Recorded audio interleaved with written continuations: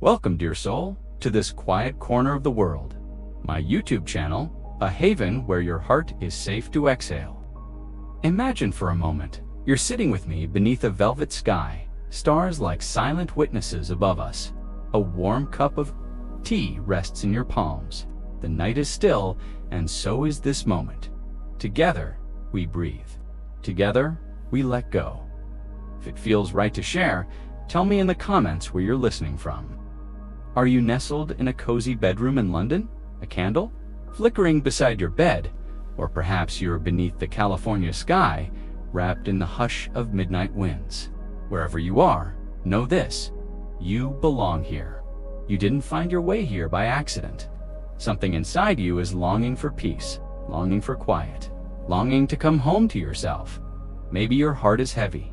Maybe your mind has been looping the same thoughts over and over, like a bird circling the same sky, unable to land. Maybe you've been replaying today's conversations, or rehearsing tomorrow's worries, or maybe you've just been carrying the invisible weight of a mind that never stops running. Tonight, there's nothing you need to fix, nothing to chase. For the next few hours, let peace wrap around you like a warm blanket. Let the stories and silences become your medicine. The great Buddha once said, "Peace comes from within. Do not seek it without." Such a simple truth, and yet, in today's world, so easily forgotten. It's like a fog rolling in, uninvited, dense, and restless. But in Zen, we are reminded again and again, the fog is not the sky. Your thoughts are not you. They are visitors, not permanent residents. Let them pass. For centuries, the wandering mind let us settle into our first story together, dear friend. Think of this as a quiet walk through a misty valley, hand in hand with stillness. Let the world pause for a moment. Breathe. Long ago, in a land surrounded by tall, whispering trees, there lived a traveler named Kale. His journey was not just on a road, but in his mind.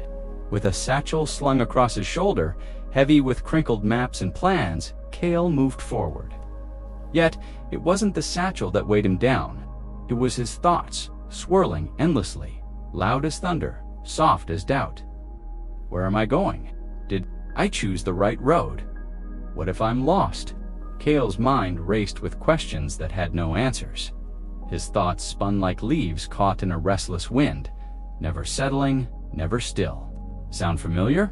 A mind so used to movement that stillness feels unfamiliar. Almost strange. Though Kale's feet moved steadily forward, his heart lagged behind. As he passed trees blooming with spring's tender flowers and crossed crystal-clear streams singing ancient songs, he saw none of it. His eyes were fixed on a horizon that always seemed just out of reach. A destination with no name, so lost in his internal maze, Kale nearly stumbled over an old monk seated quietly beside the path. She was so still, so rooted, she seemed part of the forest itself, if the earth had formed her as a living statue. Startled, Kale apologized. "Forgive me, I didn't see you there. My mind was elsewhere." The monk looked at him with a calm smile that felt like sunlight through the trees. "Your mind was elsewhere," she repeated gently. "But where were your feet?" Kale paused. "My feet, well, they were right here, I suppose," said the monk with a nod. "So, a part of you never left. While your thoughts wandered through yesterday's echoes and tomorrow's shadows, your feet remained faithful to the path. They did not stumble, they did not forget." Kale blinked anew. Understanding beginning to dawn, the monk gestured to a flat stone beside her. "Sit with me a while." Kale obeyed, unsure why. Perhaps it was her stillness. Perhaps it was his exhaustion. Or perhaps it was something ancient within him that longed to rest. She picked up a pebble and handed it to him. "Hold this," she said. "Tell me what you feel." Kale took the pebble. It was cool to the touch, smooth around the edges, heavy for its size. As he turned it between his fingers, something surprising happened. His thoughts paused, just for a moment, anchored by the weight of something so simple, so present. The monk whispered, "Let your mind rest here. Not on the road behind you, not on the road ahead, just here." Kale tried. But before long, his thoughts drifted again back to tomorrow's journey, to past mistakes, to regrets and uncertainties. He sighed. The monk watched with kind eyes. "Do not fight the thoughts," she said. "You are not your thoughts. You are the awareness that watches them. You are the sky. Thoughts are just clouds passing through." These words, like a key, gently turning in an ancient lock, opened something in Kale. His thinking and pondering, that becomes the inclination of his awareness. Overthinking is like feeding wild birds. The more you feed, the more they flock. And soon, your mind is no longer a garden, but a storm. But presence is a kind of nourishment. A different kind. A breath. A sound. A stone held in your hand. This story, dear friend, is a reflection of our own lives. How often do we wander like Kale, chasing thoughts down endless corridors? How often do we miss the blooming tree, the laughing stream, the stars' quiet glow? But there is another way. Let us try it together. Take a slow breath in. Feel the coolness in your nostrils. Let it expand in your chest. Then breathe out like a soft sigh that releases a single worry. Now bring to mind a thought. Any thought. Maybe it's about something you have to do tomorrow. Maybe it's a memory of something left unsaid.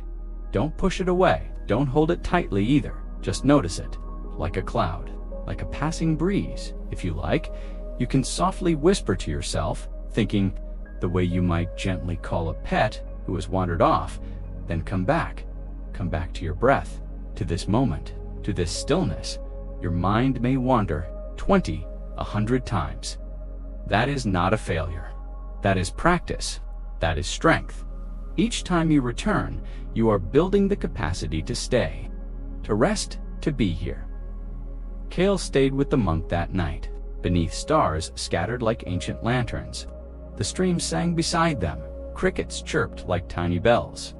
He held the pebble until his thoughts softened. Until he saw clearly, he didn't need to know the entire path. He didn't need to fix everything. He just needed to be here fully, in this breath, with this moment, with the pebble's quiet weight. Now I ask you, what is your pebble right now? Is it the feel of the blanket wrapped around you? The rhythm of your breath? The warmth of this story? Can you rest with it, even for a moment? The monk's wisdom still echoes. Through the valley of our lives, the mind loves to wander, but you are not required to follow it. The thoughts will come, plans, worries, regrets, but you are not those thoughts. You are the one who notices. You are the one who chooses. You are the sky.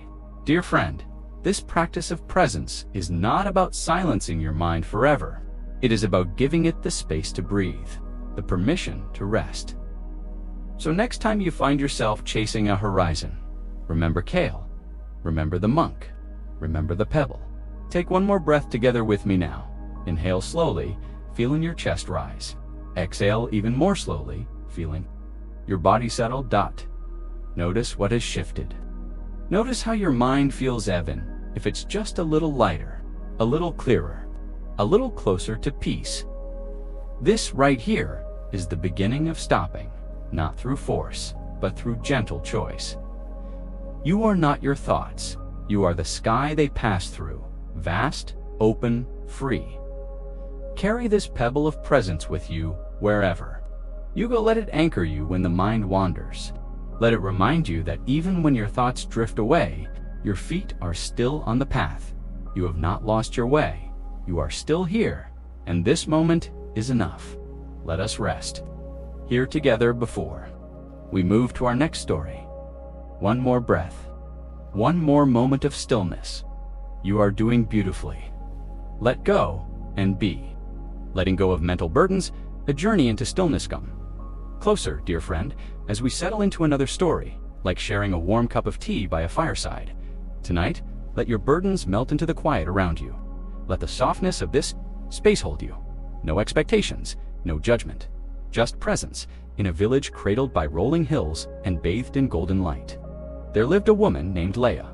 Wherever she went, she carried a woven basket knot, one for apples or bread, but for her worries, each day she added to it a sharp word from a neighbor, a fear about the next harvest, a memory of a choice she regretted. With each worry, the basket grew heavier. Her shoulders curved beneath the weight, her steps slowed. Over time, she moved, as if through thick mud. Have you ever carried a load like Leah's, dear friend?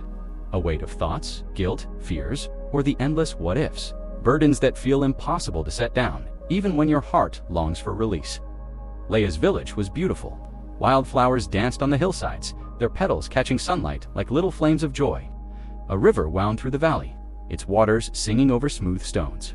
But Leah's eyes rarely lifted. Her gaze was locked on the basket. Her world had narrowed to the worries she carried. The landscape of beauty and serenity around her was eclipsed by the storm within. Afternoon, weary from her burden, she paused by the riverbank. There, she saw an old gardener kneeling in the soil, tending to a small patch of earth. His hands moved gently, brushing soil from the roots of a wilted flower. He looked up and met her eyes with warmth. "Why carry such a heavy load?" he asked, his voice like wind in tall grass. Leah clutched her basket. "These are my worries," she replied. "If I don't hold on to them, how will I fix them? How will I remember what needs attention?"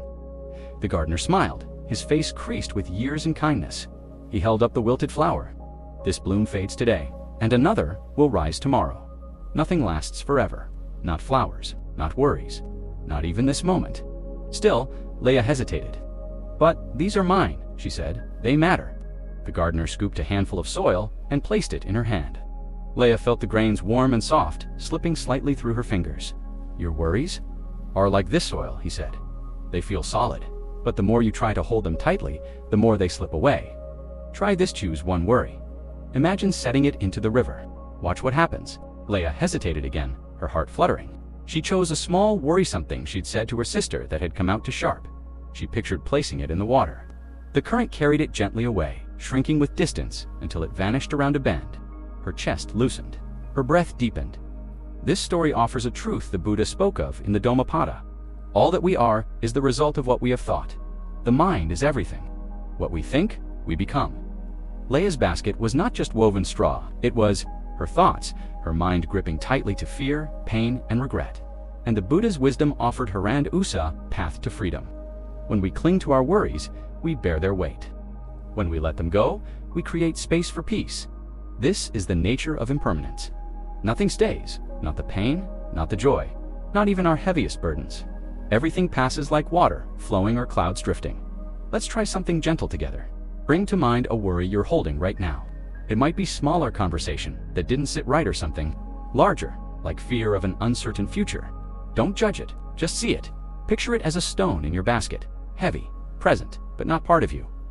Now imagine standing beside your own river. The water is clear, flowing slowly. Place that stone on its surface, let it float. Watch it move, with the current drifting away, growing smaller until it's gone. Feel your chest soften, your breath deepen. You've let something go. The next day, Leah returned to the gardener. Her basket was still heavy, but her heart was curious. "How do I let go of more?" she asked. The gardener pointed to the sky, where clouds moved gently across blue. "Do you see how the clouds don't cling to the sky? They come, they go, and the sky remains. Your worries are clouds, Leah. Let them pass. The sky of your heart is always there." Leah looked up and watched a cloud dissolve into the horizon. She thought of another worry, a deeper one, her fear that she wasn't enough for her family, that they expected more, and she was failing. She imagined it as a heavy, dark cloud, full of rain. She let it drift, watched it thin. Her steps felt lighter. This is how we learn, dear friend, not by force, but by gentle surrender, by letting go again and again. Forgiveness is another way to release. Not to say that the past didn't hurt, but to stop gripping it so tightly. Years ago, Leah had spoken harshly to an old friend during a misunderstanding. They never spoke again. She carried those words like thorns. The gardener saw her pain. "Forgiveness," he said, "is like opening your hand. What you've been gripping falls away, and your hand is free to hold something new. Let's try this now." Think of a moment, perhaps one you've judged yourself for, or when someone's words wounded you.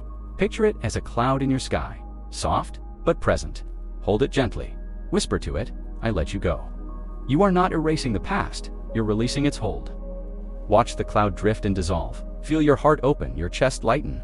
Notice the quiet left behind. Impermanence is a gift. No worry is forever. No regret eternal.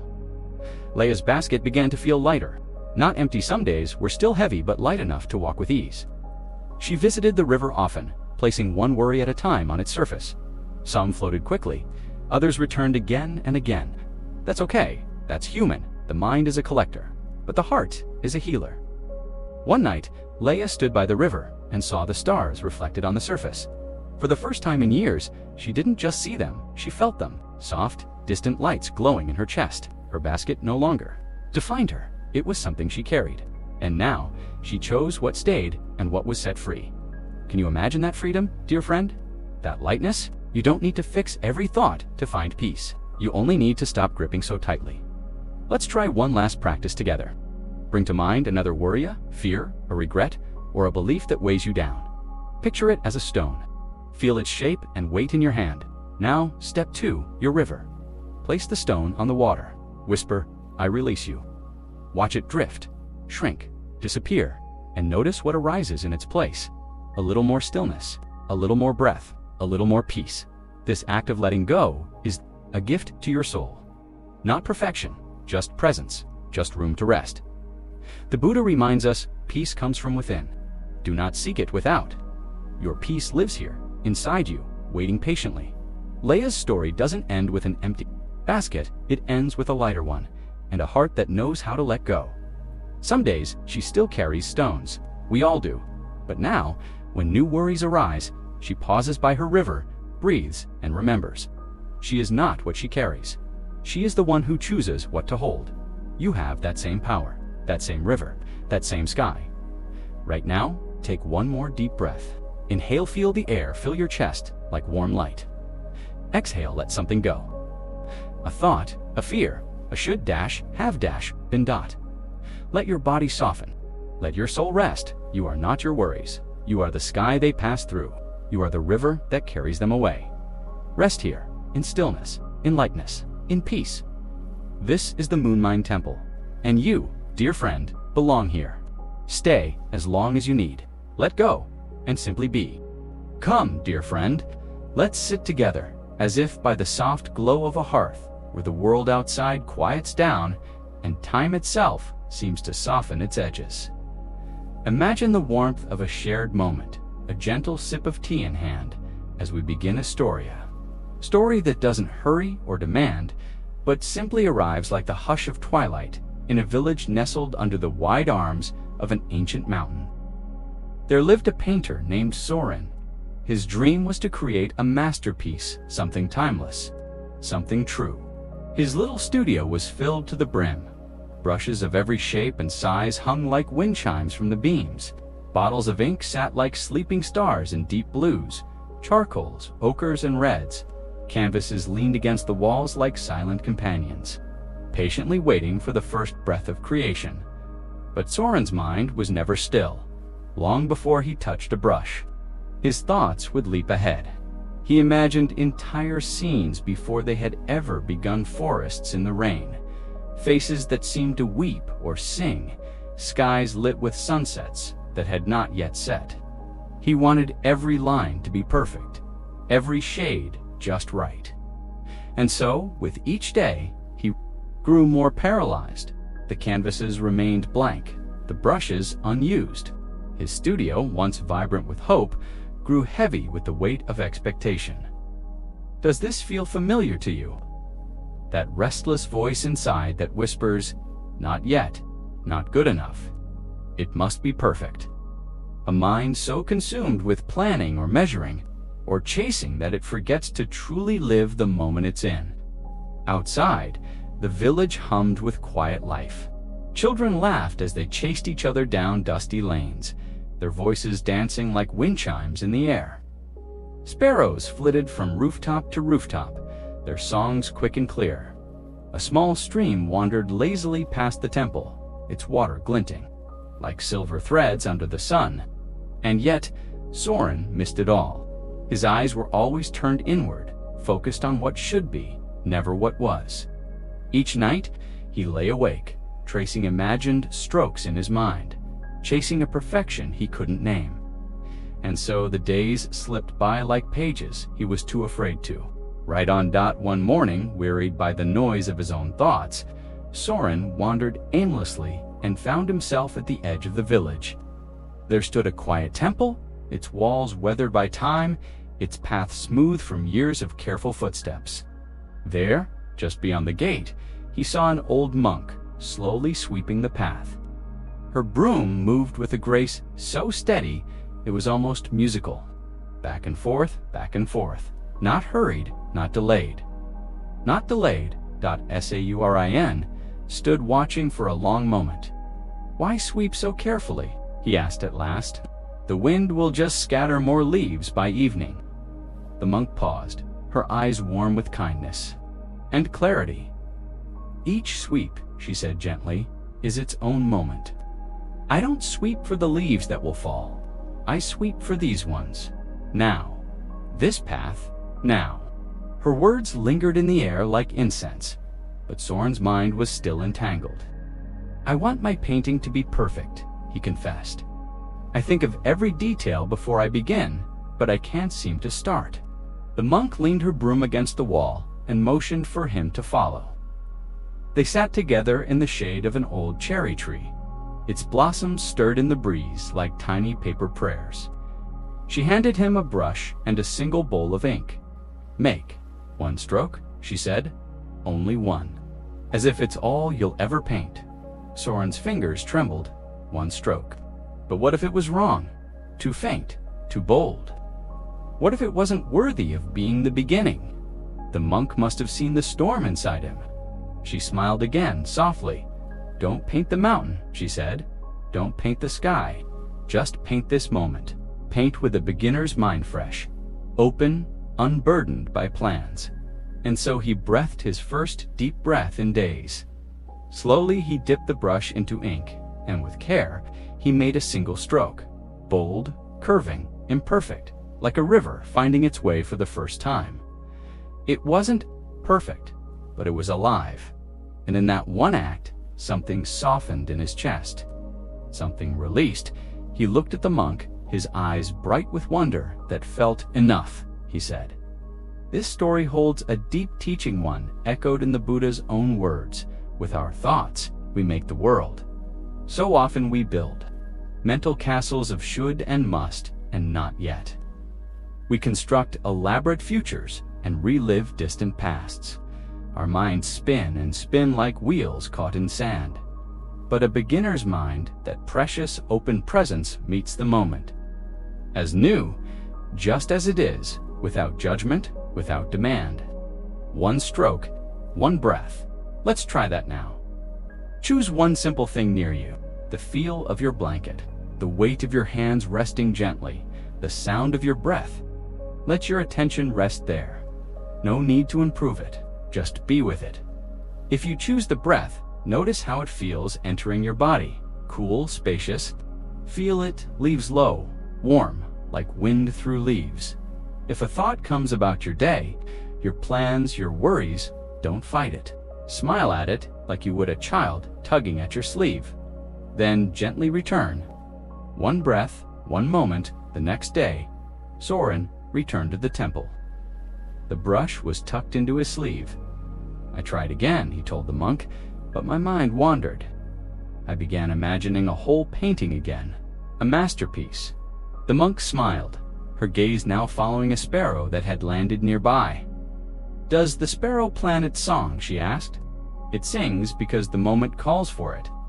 The sparrow puffed its chest and let out a note pure and effortless. That simple song, Soren felt the truth again. He didn't need a masterpiece. He needed a moment, just one. That day he painted a line that curled like the hill's edge.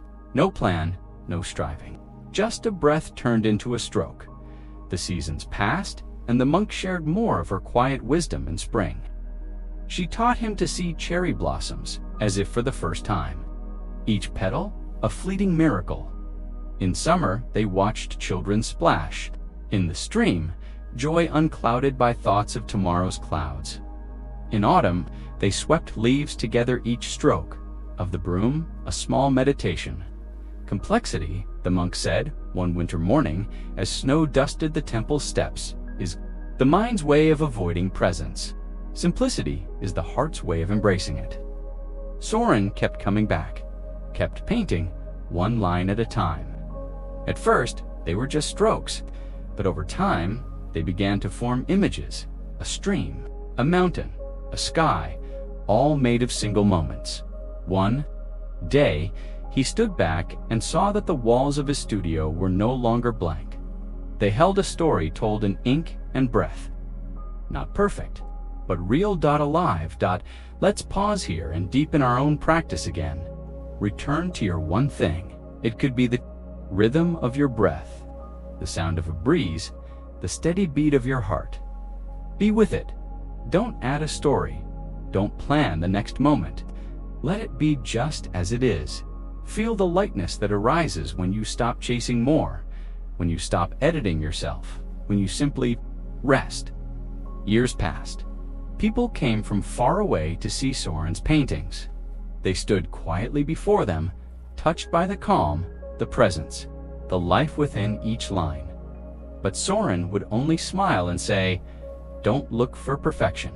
Look for presence. That's where the art lives." One winter, as snow fell again on the temple roof, the monk and Soren stood watching in silence. "See how the snow doesn't try to be anything but snow?" she whispered.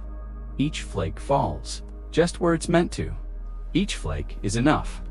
Dear friend, this is the simple path, not a grand achievement, not a finish line, but a way of walking, a way of being, not with complexity, but with care, not with striving, but with presence. Let's return one final time. Breathe in, feel your body settle. Let go of the need to solve, to perfect, to rush. You are here, and here is enough. Let your next breath be your brush, this moment your canvas, this quiet your companion. Paint just one stroke with heart, with attention, with love. This is the simple path, and it is always here, waiting for your next gentle step. Imagine we're sitting together beneath a soft, moonlit sky. There's a gentle breeze, and in your hands, a warm cup of tea. The kind of silence that doesn't feel empty, but comforting, like an old friend finally sitting beside you after a long, tiring day. Let me ask, where are you right now? Are you curled up in a cozy room in London, your window fogged with the cool night air? Or maybe you're lying under the stars in California, listening with a heart that longs to breathe a little easier. Wherever you are, you belong here. You're not here by accident. Something inside you may be quiet, maybe dead. You to this moment. Maybe you're tired, not just sleepy, but soul tired. Tired of the endless thoughts that loop like restless birds that never land. Tired of replaying what was said or what wasn't. Tired of rehearsing worries about what tomorrow might demand. And I understand. I really do. Because we all carry invisible burdens, the pressure to be okay, the pressure to keep up, the pressure to always be on. But here, you can let that go. This is your sanctuary now for the next few hours. You don't have to be anything for anyone. No need to prove your worth. No goals, no deadlines. Just presence, just peace. So if it feels right, grab a soft blanket, nestle into your pillow. Let your phone be on silent. Let the world keep spinning without you. Close your eyes, or let them gently fall heavy, and breathe with me. Inhale, slowly. Feel the air, fill your chest. Hold it. And now, exhale, let your shoulders drop. Feel your jaw unclench. Feel your mind begin to soften, like a lake returning to stillness after a storm. Peace comes from within. Do not seek it without. The Buddha, these words aren't just poetry. They are a remembering. You don't need to chase peace. It's not a destination. It's not hidden behind your achievements. It's what remains when the noise fades. It's the moon behind the clouds. It's the space between your thoughts. It's the stillness beneath the surface of your rushing world. The wandering mind, let me share with you a gentle story, one that Zen masters have passed down like a sacred whisper. There once was a monk named Shinyo. He lived at the edge of a forest monastery, where the bamboo grew tall and the wind sang softly through the trees. Shinyo had a restless mind. Every time he sat to meditate, his thoughts would wander to the past, the future, to chores, to memories. He grew frustrated. "I cannot control my mind," he confessed to his master. "I try so hard, but it keeps escaping like a wild horse." His master smiled, then stopped chasing it. Let it run. Shinyo was confused. But how will I ever find peace? The master gestured to the mountain in the distance.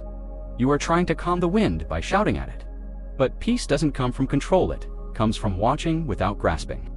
So the next day, Shinyo sat when his thoughts wandered. He let them. He watched them come and go like clouds drifting by. Slowly, something shifted. He stopped identifying with the thoughts. He stopped judging them. He became the sky, not the storm.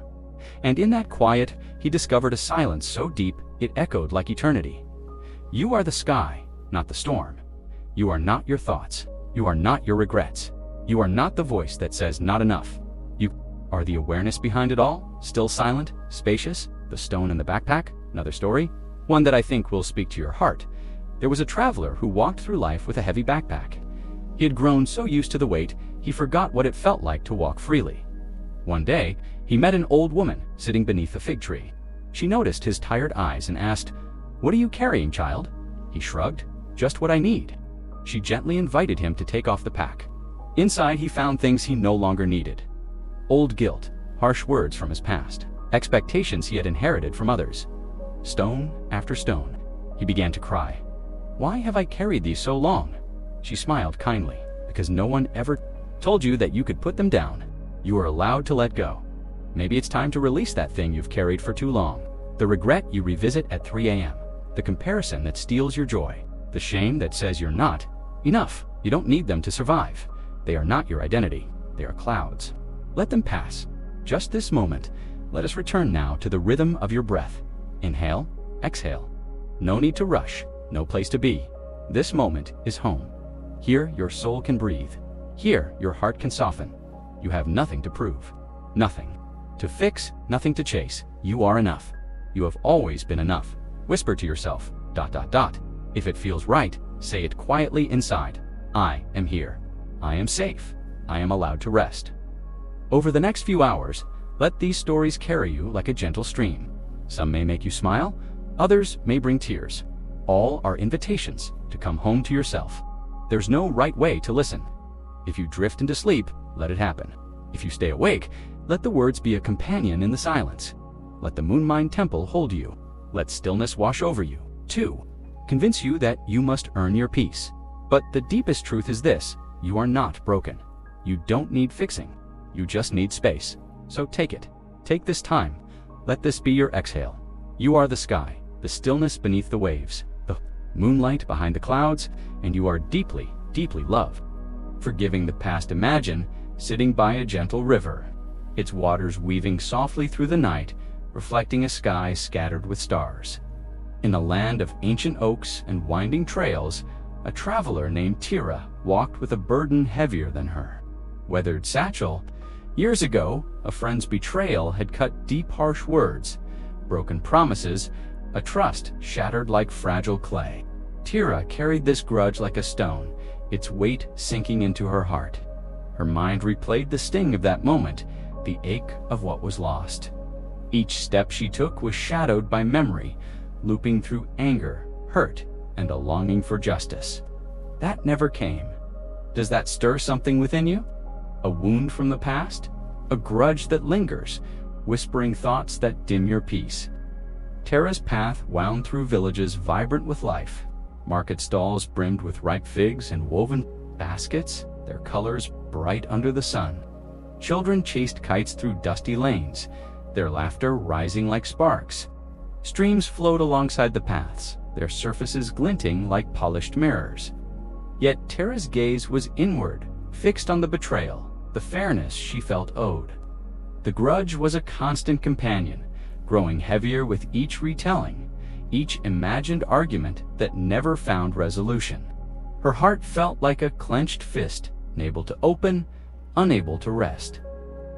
One evening, exhausted from her journey, she paused at a small shrine tucked among willows.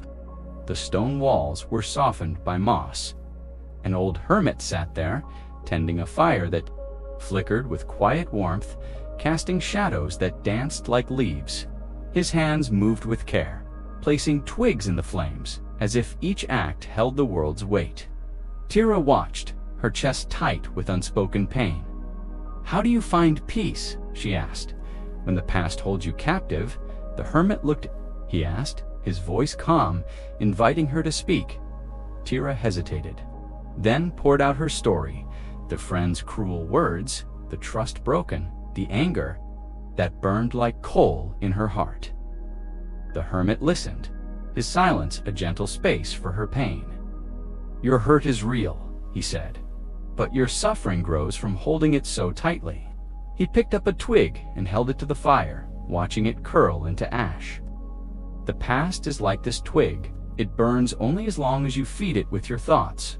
Tara's brow furrowed. "But how do I let go?" she asked. "This pain feels like part of me." The hermit pointed to the river. "Place your grudge in the water, not because the hurt didn't happen, but because you don't need to carry it forever." Tira knelt by the riverbank, heart pounding. She closed her eyes, picturing her grudge as a heavy stone, etched with her friend's words, sharp with anger. In her mind, she set it in the water, watching it sink, then drift carried by the gentle current. Her breath deepened, her shoulders softened, as if the river had lifted a piece of her burden. "Forgiveness is a gift you give yourself," the hermit said. "It frees your heart to live now." This story carries a truth the Buddha shared in the Dhammapada. Hatred does not cease by hatred, but only by love. This is the eternal rule. These words, like a soft breeze through an open door, remind us that clinging to a grudge feeds suffering, not healing. Tira's pain was real.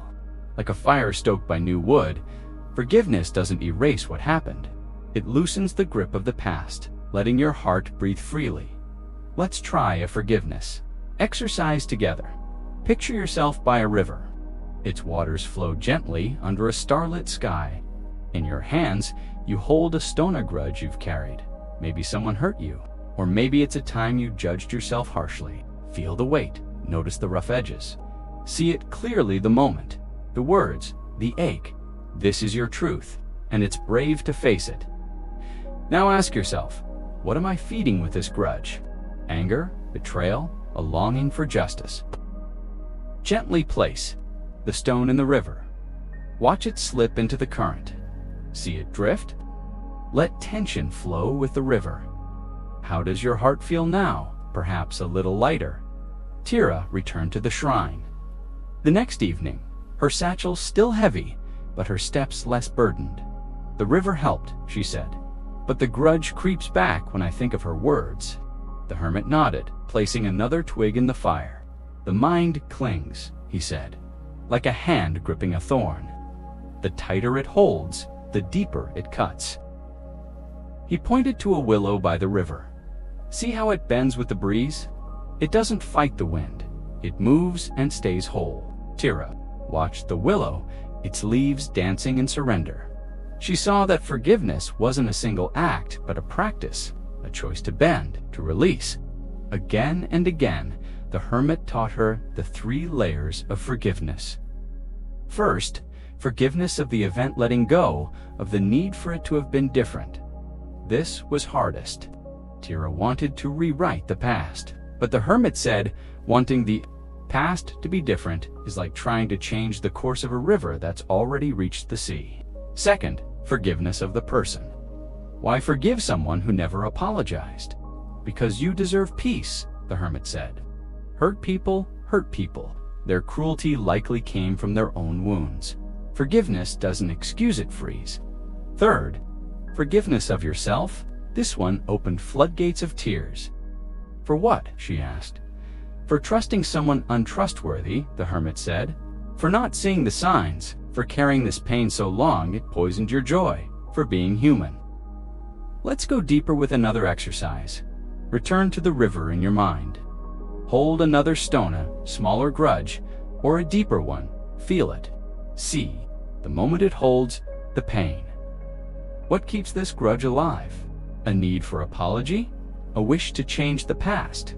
A fear of being hurt again? Place the stone in the river. Watch it drift. This is forgiveness, a release, a gift. Breathe in, feel your body soften. Breathe out, let the grudge fade. Forgiveness, Tara learned, happens in spirals, not straight lines. Some days she felt free. Other days, the old anger surged. a scent, a phrase, a memory. This is normal, the hermit reminded her. Each time you return to forgiveness, you deepen peace, he explained. Forgiveness and reconciliation are not the same. You can forgive and still keep distance. Forgiveness is inner freedom. Boundaries are outer safety. Tara learned to send loving kindness from afar. True forgiveness, the hermit said, sometimes looks like a door gently but firmly closed. Tara's visits became ritual. She paused, breathed, placed her stones in the river. Some days the grudge flared, but she knew what to do. Picture the river. Set the stone down again. One night she stood by the water, stars shimmering on its surface. For the first time she felt beauty, the grace of willows, the river's endless song. Her grudge hadn't vanished, but it no longer ruled her. The hermit gave her one final gift. When forgiveness feels impossible, he said, begin with the willingness to be willing. You don't need to forgive fully today. Just open the door, a crack. That crack let in light. From light came curiosity. From curiosity, experiments and release. From practice came freedom. Let's try one last forgiveness exercise together. Return to your river. Hold a final stone, your deepest wound. Feel it without judgment. See the moment it holds. What are you holding on to? Guilt? Rage? A wish to be seen? Place the stone in the river. Watch it drift. This is forgiveness for your peace. Breathe in. Let the air lift your heart. Breathe out. Let the past flow away. Past, Tara walked differently now. The village is brighter, her satchel lighter. The change was invisible. She no longer carried unfinished pain. The hermit's final teaching stayed with her.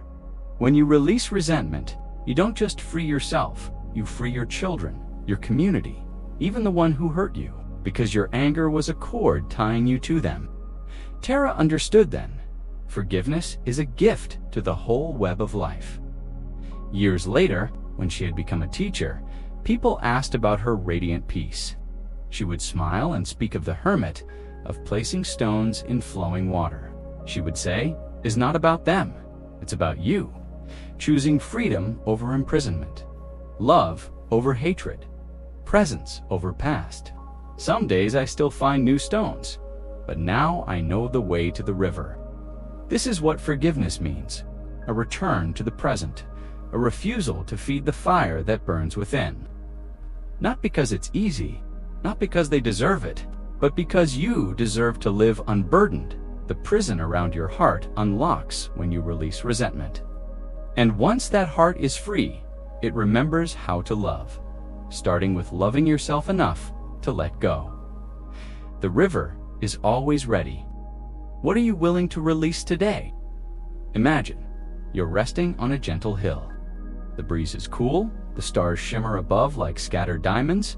The world is quiet, but your mind isn't. It's spinning, questioning, wanting. Who am I? Why do I feel lost, even when I seem to have it all? In a peaceful village wrapped in golden fields and ancient pine trees, there lived a seeker named Kale. Though surrounded by beauty, his heart was burdened, his soul restless, his mind a maze. He had spent years weaving 1,000 identities, a scholar devouring ancient scrolls, a poet stringing verses into tapestries of meaning, a son admired by elders, a man the villagers looked up to, and yet none of it felt like him. Each role was a costume worn too long, each identity like a wall closing in. He often asked himself, am I enough? Have I become who I was meant to be? Will I ever find peace in being me? Day after day, Kale wandered through life, chasing an elusive version of himself. His mind buzzed like 1,000 bees trapped in a jar. He couldn't rest. Not really. He envied the farmers who sank their hands into the earth with purpose. He watched the children, their laughter floating freely like petals on the wind. He saw the brook winding gently through the valley, reflecting sunlight and silver. Strix, but his own reflection felt hollow. Each night, as the stars wheeled above him, He lay awake, drawing plans in his mind, grand designs of who he would become, how the world would one day remember him. But the more he planned, the heavier his heart became. A stone lay on his chest. The weight of not being there yet. Sound familiar? Have you too felt like you're always reaching, always building, yet somehow still empty one morning? Unable to carry the burden any longer, Cale climbed the hill that overlooked the village. At its peak stood a simple wooden temple, weathered by rain, carved by wind, softened by time. Outside sat a monk, her movements quiet, deliberate. She wove a straw mat, her fingers dancing across its threads like a prayer. There was no rush, no performance, just presence. Cale hesitated. Then he asked the question that had tormented him. Even though I try so hard to be someone, the monk looked up, her eyes deep with peace. Who are you chasing? She asked.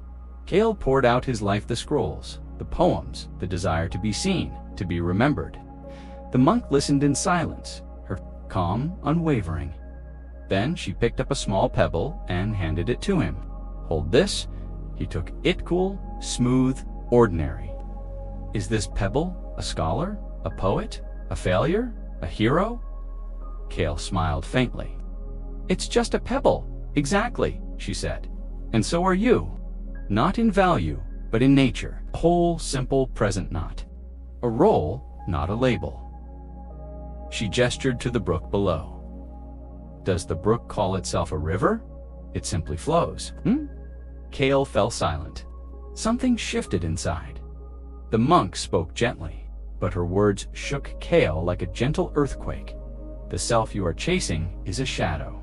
It is made of thoughts, stories, and desires woven from memories and dreams. You are not that shadow, or what is seeing it. She quoted from the Samyutta Nikaya, an ancient Buddhist text. That which you call self is merely a collection of ever-changing processes, feelings, thoughts, sensations, consciousness. None of them remain. None of them are you. Cale held the pebble tighter. His breath slowed. Could it really be this simple? The monk invited Cale into a simple practice. Picture a pebble in your hand, she said. Let that pebble represent a label, a role you've clung to, maybe perfectionist or failure or hero. Feel its texture. Don't judge it, just see it. Then, she said, place it in the brook. Watch it drift away. Let that identity go, not by rejecting it, but by seeing it for what it is, a story.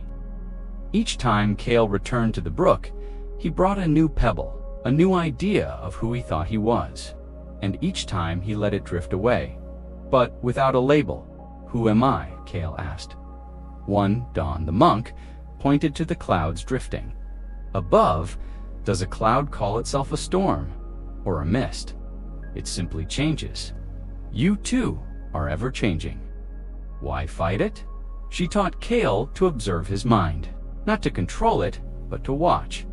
When a thought arose, I am anxious, she taught him to say instead, anxiety is arising, and I am the awareness witnessing it. This shift was profound. He wasn't his thoughts, he wasn't his feelings, he was the one watching them pass. Like clouds across the sky, the monk explained.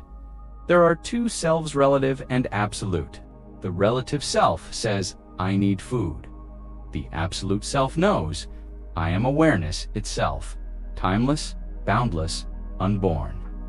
The more you chase a fixed identity, she said, the more you suffer. But when you stop clinging to someone, you become available to everything. Cale found this to be true.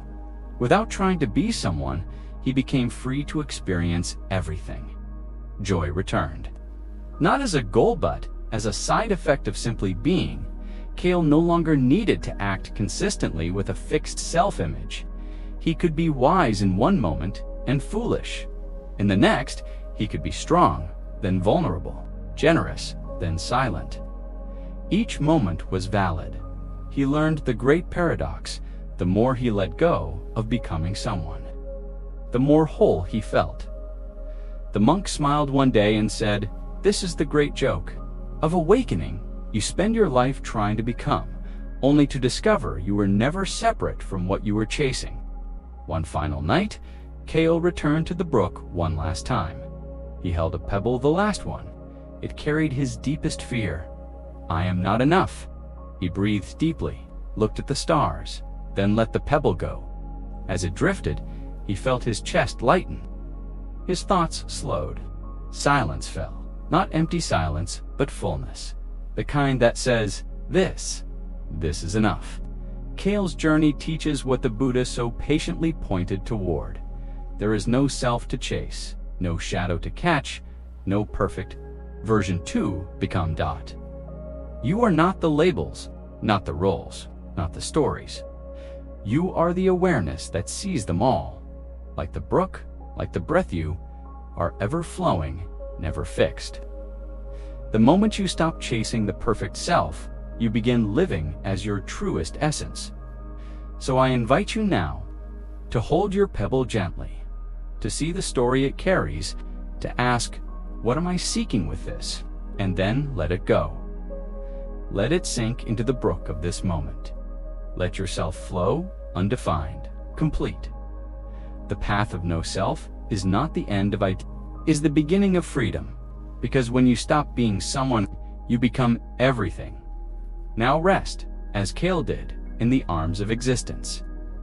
Feel your breath not as something you do, but something that is happening through you. You are the brook. You are the awareness. You are the peace that holds it all. Imagine sitting beside a gentle river, its waters murmuring softly as moonlight spills across its rippling surface. The stars above blink quietly, like ancient watchers. The night is still, but something stirs deep inside you, an echo, a memory, a question. What am I still carrying? In a land shaped by time, where ancient oaks reached their arms skyward and quiet trails wandered through mossy valleys, there walked a traveler named Tira. Her footsteps were steady, but her spirit carried a burden far heavier than the satchel slung over her shoulder. Her eyes, though alert to the path, were clouded with shadows from the past. Years ago, a betrayal struck her heart like lightning through dry branches. A friend, once trusted beyond words, had broken something sacred. Cruel words were spoken, promises abandoned, and trust shattered like fragile clay dropped onto stone. That moment became etched in her soul, carved deep into her bones. Replayed in her mind 1,000 times, Tira carried that wound like a stone, a solid, cold presence lodged within her chest. Though the seasons changed and new landscapes opened, before her, the past walked beside her like an uninvited companion. Her every thought curved back to that betrayal, feeding on anger, confusion, grief, and an ever-present longing for justice. And the justice never came. Does this stir something within you? Perhaps you too carry a memory that cuts, a resentment that simmers, a moment replayed like a looped song. Growing heavier with each repeat, the beauty she couldn't see Tira's path wound through vibrant villages. Life pulsed around her.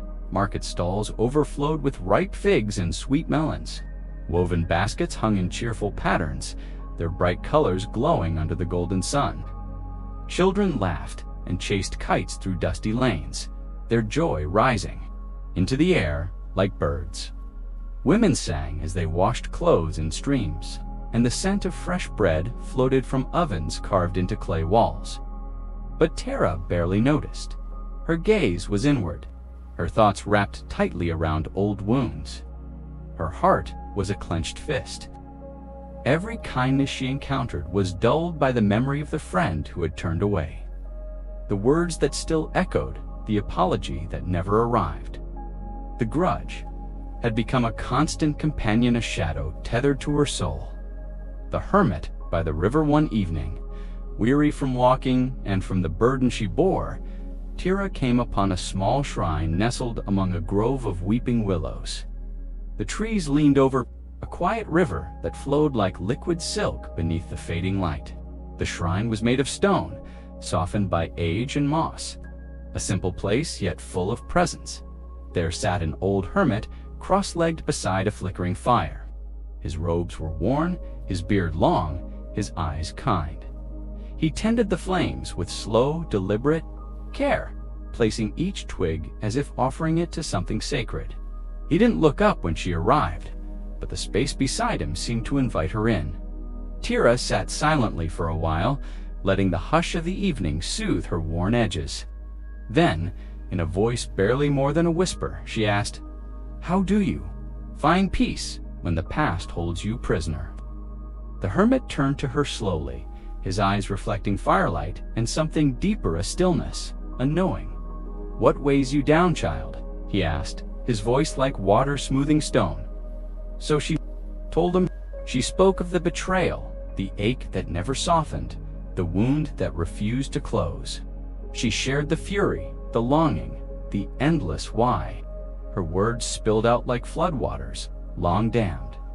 The hermit listened in silence, his presence steady and gentle, making space for all her pain. "Your hurt is real," he said softly when she was done. "But suffering grows when you feed it every day with thought." He picked up a dry twig and held it in the flames. It caught quickly, curling into ash. "The past is like this twig," he said. "It only burns if you keep feeding the fire. Let it burn out. Let it go." Tira stared into the fire, the ember of a question rising in her chest. "But how?" she asked. "This pain feels like part of me." The hermit gestured toward the river. "Place your pain in the water, not because it didn't happen, not because it doesn't hurt, but because you don't need to carry it forever." The first act of letting go, Tira rose and walked to the riverbank. Her heart pounded in her chest like a drum. She closed her eyes and imagined the grudge as a stone-heavy, jagged, etched with the words that had broken her. She held it in her hands, and then, in her mind, she placed the stone into the river and watched it sink. Watched the current carry it away. Her breath deepened, her shoulders softened. Something shifted. Not everything, but something. The hermit nodded, watching. "Forgiveness is not for the one who hurt you," he said. "It's a gift you give your own heart. It is freedom from the cage you didn't know you built." The layers of forgiveness over the next days and nights, Tara returned to the shrine, to the fire, to the river, and each time the hermit gently taught her about the layers of forgiveness. First, he said, comes forgiving the event itself, the desire for it to have happened differently. This was the hardest part for Tara. She wanted to rewrite the story, to undo what had been said, to unsay what had been heard. But the hermit gently reminded her, wanting the past to be different is like trying to change the direction of the wind. You exhaust yourself and go nowhere. She began to understand that acceptance was not approval. It was simply the beginning of peace. Second, the hermit spoke of forgiving the person, not because they apologized, not because they deserved it, but because Tira deserved to be free. People who hurt others often carry wounds of their own, he said. It does not excuse them, but it helps you see their actions as limitations, not as a measure of your worth. And so her rage began to soften, not into approval, but into compassion, a quiet sadness for what was lost, for what could never be. Third, and hardest of all, came forgiving herself. Tira's tears came then. For all the things she'd said in anger, for the red flags she'd ignored, for the way she'd clung to the pain so long it poisoned new joys, for the harsh words she'd spoken to herself. You were doing the best you could, the hermit said. Forgiveness is not a reward. It is a recognition of your humanity. Forgiveness is a practice some days. Tara felt light as wind. Other days the pain came roaring back, triggered by a smell, a song, a phrase. This is normal, the hermit reassured her. Healing is not a line, it is a spiral. Each time the pain resurfaced, she returned to the river. She found new stones, she let them go. She learned that forgiveness is not a moment, it is a practice. She learned that forgiveness and reconciliation are not the same. You can forgive and still keep distance, said the hermit. Forgiveness is for your heart. Boundaries are for your life. This truth freed her. She did not need to invite the person back. She could send them kindness from afar and still choose safety a practice. For you, let's try a forgiveness practice together. Close your eyes. Picture yourself beside a quiet river. The stars shimmer above. The water flows without judgment. In your hands, you hold a stone, a grudge, a moment, a wound. Feel its weight, its shape. See the memory it holds, the pain, the words, the silence, the ache. Now, ask yourself gently, what am I feeding with this grudge? Anger, fear, a need to be right, a longing for closure. Take a breath, and as you exhale, place the stone into the river. Watch it sink. Watch it drift. Let it go. Breathe in peace. Breathe out the past. The ripple effect. Months passed. Tira continued her journey. Her satchel was no lighter, but she felt lighter. She saw more, heard more, felt more. She noticed the way light moved across tree bark, how the laughter of strangers lifted her mood. She sang to herself without realizing it. The hermit's final lesson stayed with her always. When you forgive, you don't just free yourself, you free generations. You send ripples of peace into a world starved for gentleness. The legacy of the river. Years later, Tara became a teacher. People came from distant villages to ask her secret. She smiled and told them about the river, about the hermit, about the stones. Forgiveness, she said, is not about them. It's about you. It's not about perfection. It's a practice. Some days, I still find new stones, but now I know the way to the river. Closing meditation. Return now to your own river. Feel your feet on the earth. Feel your breath in your body. What stone are you still holding? What story have you carried too long? Can you begin with the willingness to be willing? You don't have to forgive everything today, but perhaps just today, you can place one stone in the water and watch it drift away. Forgiveness is a return to the present, not to forget the past, but to choose your freedom now. You deserve to live without resentment coiled in your chest. You deserve to breathe without bitterness weighing on your soul. You deserve peace. The river is waiting. The only question is, what are you ready to let go of today? A cool evening breeze brushes your skin, carrying the earthy scent of pine and wildflowers. Overhead, the sky stretches vast and deep, strewn with countless stars shimmering. Like distant promises, the world is quiet, held in the pause between breaths. In a village tucked among rolling fields and ancient pines, there lived a seeker named Kale. His heart was heavy not from the weight of the day, but from a relentless inner chase. Years of crafting identities had worn him thin, a scholar poring over ancient scrolls, a poet weaving words into world-shaping verses, a respected figure admired by villagers. Yet each role felt like a garment stitched too tight, binding and exhausting. A thunderstorm of questions raged in his mind. Am I enough? Have I done what I must? Will I ever become the self I dream of? This endless pursuit was a whirlwind, leaves caught in a restless wind, swirling, never settling. Does this resonate within you? A mind racing to define itself, always reaching for what lies just beyond the horizon. In Kale's village, life flowed in gentle, steady pulses. Farmers working the fields with rhythmic certainty. Children running through meadows, their laughter bright as summer sunlight. And yet, Kale looked inward toward the self he thought he should be. Wise, remembered. Whole. Nightfall brought no rest. His mind sketched plans to prove his worth, to etch a name that would endure in hearts and minds. But each thought added another stone to the pile in his chest, leaving him hollow, restless, exhausted. Reflection. Pause. Can you sense the ache of striving? The quiet toll it takes on your heart and breath. One morning, burned out and unmoored, Kale climbed a hill that overlooked the village.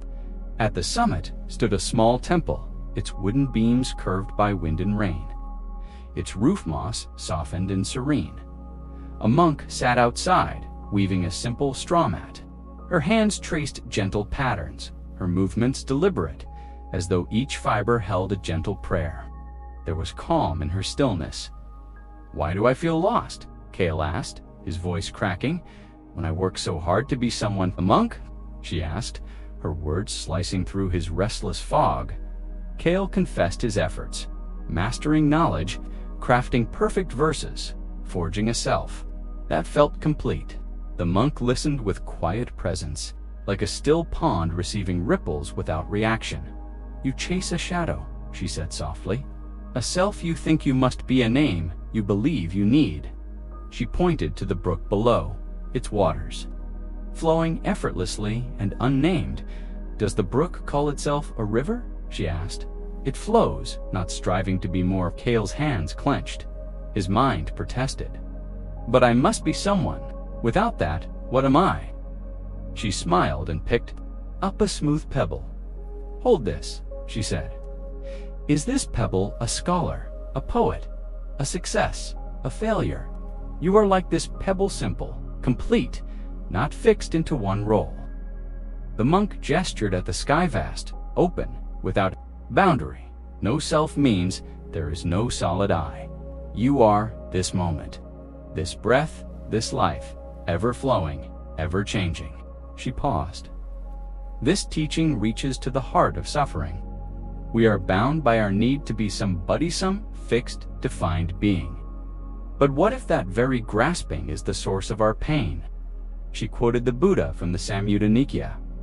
"What you call self is merely a collection of ever-changing processes."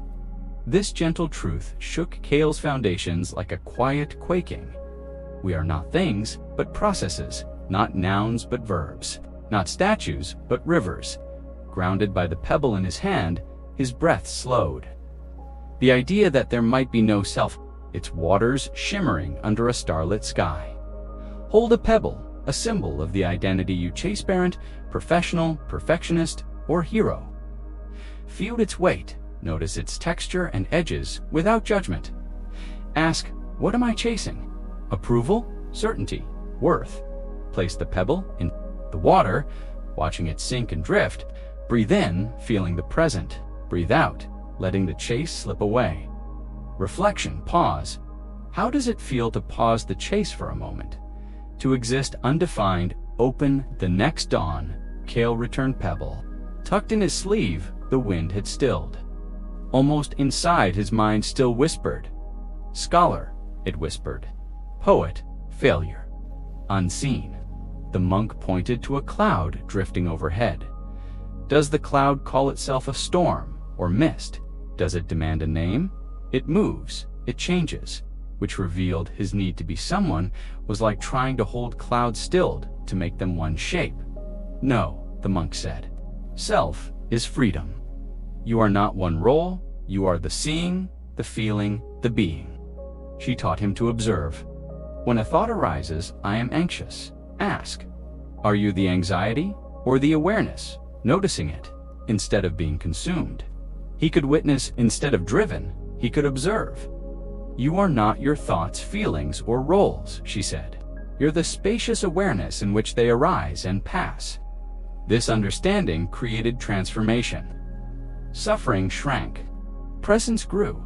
The monk explained the difference. Relative self, the roles we play. I need food. I'm going to market. Useful and pragmatic.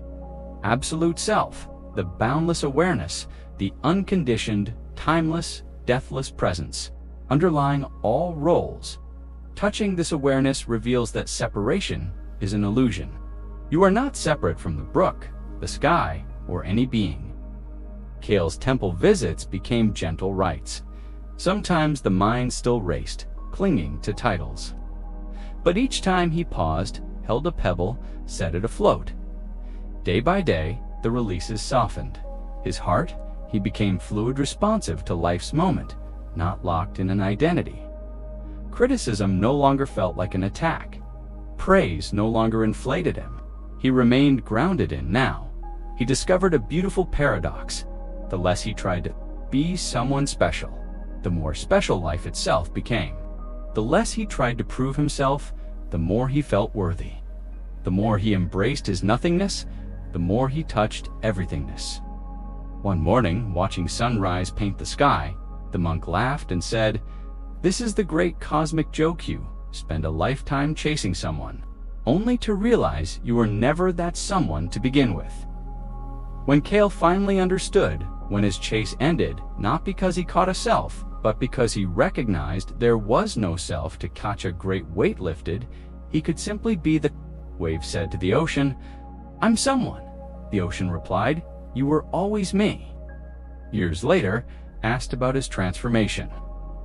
Kale smiled.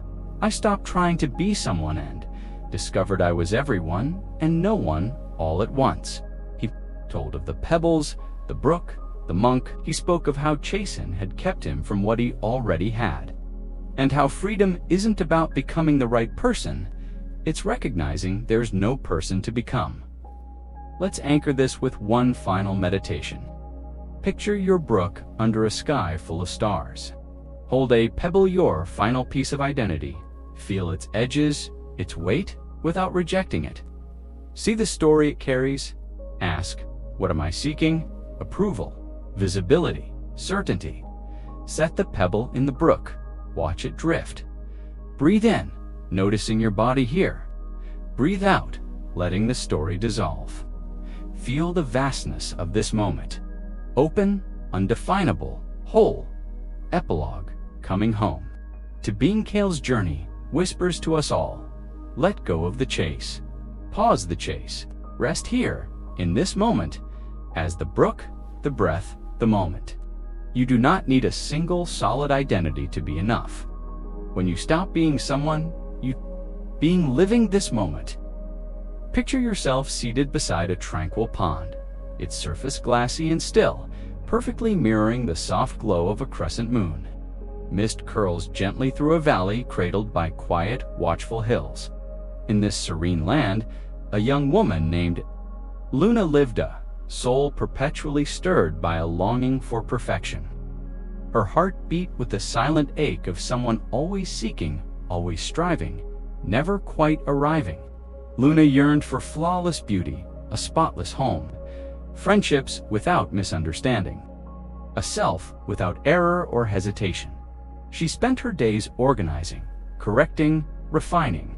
Her thoughts revolved like restless wheels, always spinning toward an imagined ideal. But the more she pursued perfection, the more elusive peace became. Each night, she sat by her window and stared at the moon, longing for her life to gleam with the same immaculate brilliance. Yet she did not yet understand that even the moon, glorious in its light, carried shadows, craters, and cycles of darkness. And it was not despite these, but because of them, that it shone. The Valley of Perception, Luna's village, was a place of simple splendor. Wheat fields danced under golden light. Villagers gathered by the pond, exchanging stories and laughter as they repaired fishing nets or hung laundry across wooden frames. Children chased dragonflies while birds darted through willow branches, their songs weaving delicate harmonies into the air. Yet Luna's eyes, conditioned by her hunger for filtered this beauty through a veil of incompleteness. She saw only what needed fixing: the crooked slats of her fence, the flicker of impatience in a friend's voice, the doubts that gnawed at her in moments of stillness. She believed peace lay just beyond the next fix, the next improvement. Twilight, wearied by her efforts, Luna wandered to a forgotten edge of the valley, where an old shrine sat nestled among the trees. An ancient woman, silver-haired and luminous, sat there spinning what looked like threads of moonlight into fine silver strands. "Child," the woman said, "without looking up, you carry the burden of trying to perfect the moon." Luna started. Startled, "I don't understand," she replied, sitting beside her. The woman nodded toward the sky. "Look at the moon tonight. What do you see?" Luna followed her gaze. "It's only a crescent, incomplete. If I could make it full, it would be perfect." The old woman chuckled, a sound like wind chimes caught in a soft breeze. "And tomorrow night, would you hold it full forever?" Realization began to dawn in Luna's eyes. That's your struggle, the old woman said gently. You are trying to stop the moon from being the moon. Reflection and fragmentation. She pointed to the pond's surface. The moon's light shimmered and fractured across the water, breaking into 1,000 ripples with every passing breeze. The moon's light does not resist its own scattering, she said. It doesn't try to be whole. It simply illuminates what is. Luna watched in silence, mesmerized by the dance of light and shadow. For the first time, she noticed the beauty in the fragmented reflection. Each shard of light was complete in itself. Your life is like this pond, the woman continued. You keep trying to hold the reflection still, but life moves. The moon teaches us to shine without resistance, to be whole, even in our parts. Luna's heart ached with recognition. But how do I stop trying so hard? She whispered. The old woman reached into a basket and handed her a small object. It looked like a pearl, or perhaps a drop of solidified light. This is effortless light, she said. It doesn't try to shine, it simply is. As Luna held it, something softened in her chest. She felt as though she had finally exhaled after years of holding her breath. The teaching of the moon, the next weeks became a season of learning. Each evening, Luna returned to the shrine, where the old woman shared stories, questions, and silences. When you garden, the woman asked one evening, do you pull the flowers to make them grow faster? Luna laughed. No, of course not. I water, give sunlight, tend the soil, and then I wait. I trust they'll bloom. The woman smiled. So too with your peace. You cannot yank it into being. You tend the conditions. You trust the bloom. She handed Luna a mirror. Try to catch the moonlight. Luna angled it carefully, but the reflection danced and vanished. Then she relaxed her grip and let the mirror rest naturally. The moon settled into its frame effortlessly. Peace, the woman said, is not captured through control. It lands where there is stillness. Effortless awareness. The old woman introduced Luna to a meditation called Moonlight awareness. Sit quietly, she instructed, and feel yourself made of moonlight, soft, radiant, needing nothing. When thoughts came, Luna was told not to chase or battle them. Let them pass through your light, like clouds drifting across the sky. With time, Luna discovered a quiet within herself that was not the result of effort, but of allowing. She learned that she could be deeply aware without trying to control what arose in her mind. A visualization for you. Let's practice what Luna learned. Sit comfortably in your hands. Imagine a small orb of effortless light like the one Luna received. Let it rest gently in your palm. Now, bring to mind something you've been trying to fix. A relationship, a habit, a fear. Place it gently into this orb of light, not to solve it, but to let it be held. Notice how the light does not strain to change what it holds. It simply shines. It reveals. It accepts. Feel the soft spaciousness of being held, rather than working to hold everything together yourself. Let go of effort. Let presence arise naturally, from perfection to presence over the coming weeks and months. Luna's relationship with life changed. Her house became more orderly, not from relentless tidying, but from moving through it with mindful awareness. Her friendships deepened it because she eliminated all conflict, but because she listened more and controlled less. When doubt or fear appeared, she no longer panicked. She held them in her luminous awareness like clouds floating across a moonlit sky. One night, clouds blanketed the sky, hiding the moon. Where is the moon now? The old woman asked. Behind the clouds, Luna answered. But is it gone? No, she smiled. It's still there. The old woman nodded. So too with your peace. The legacy of effortless lighting time, the old woman disappeared.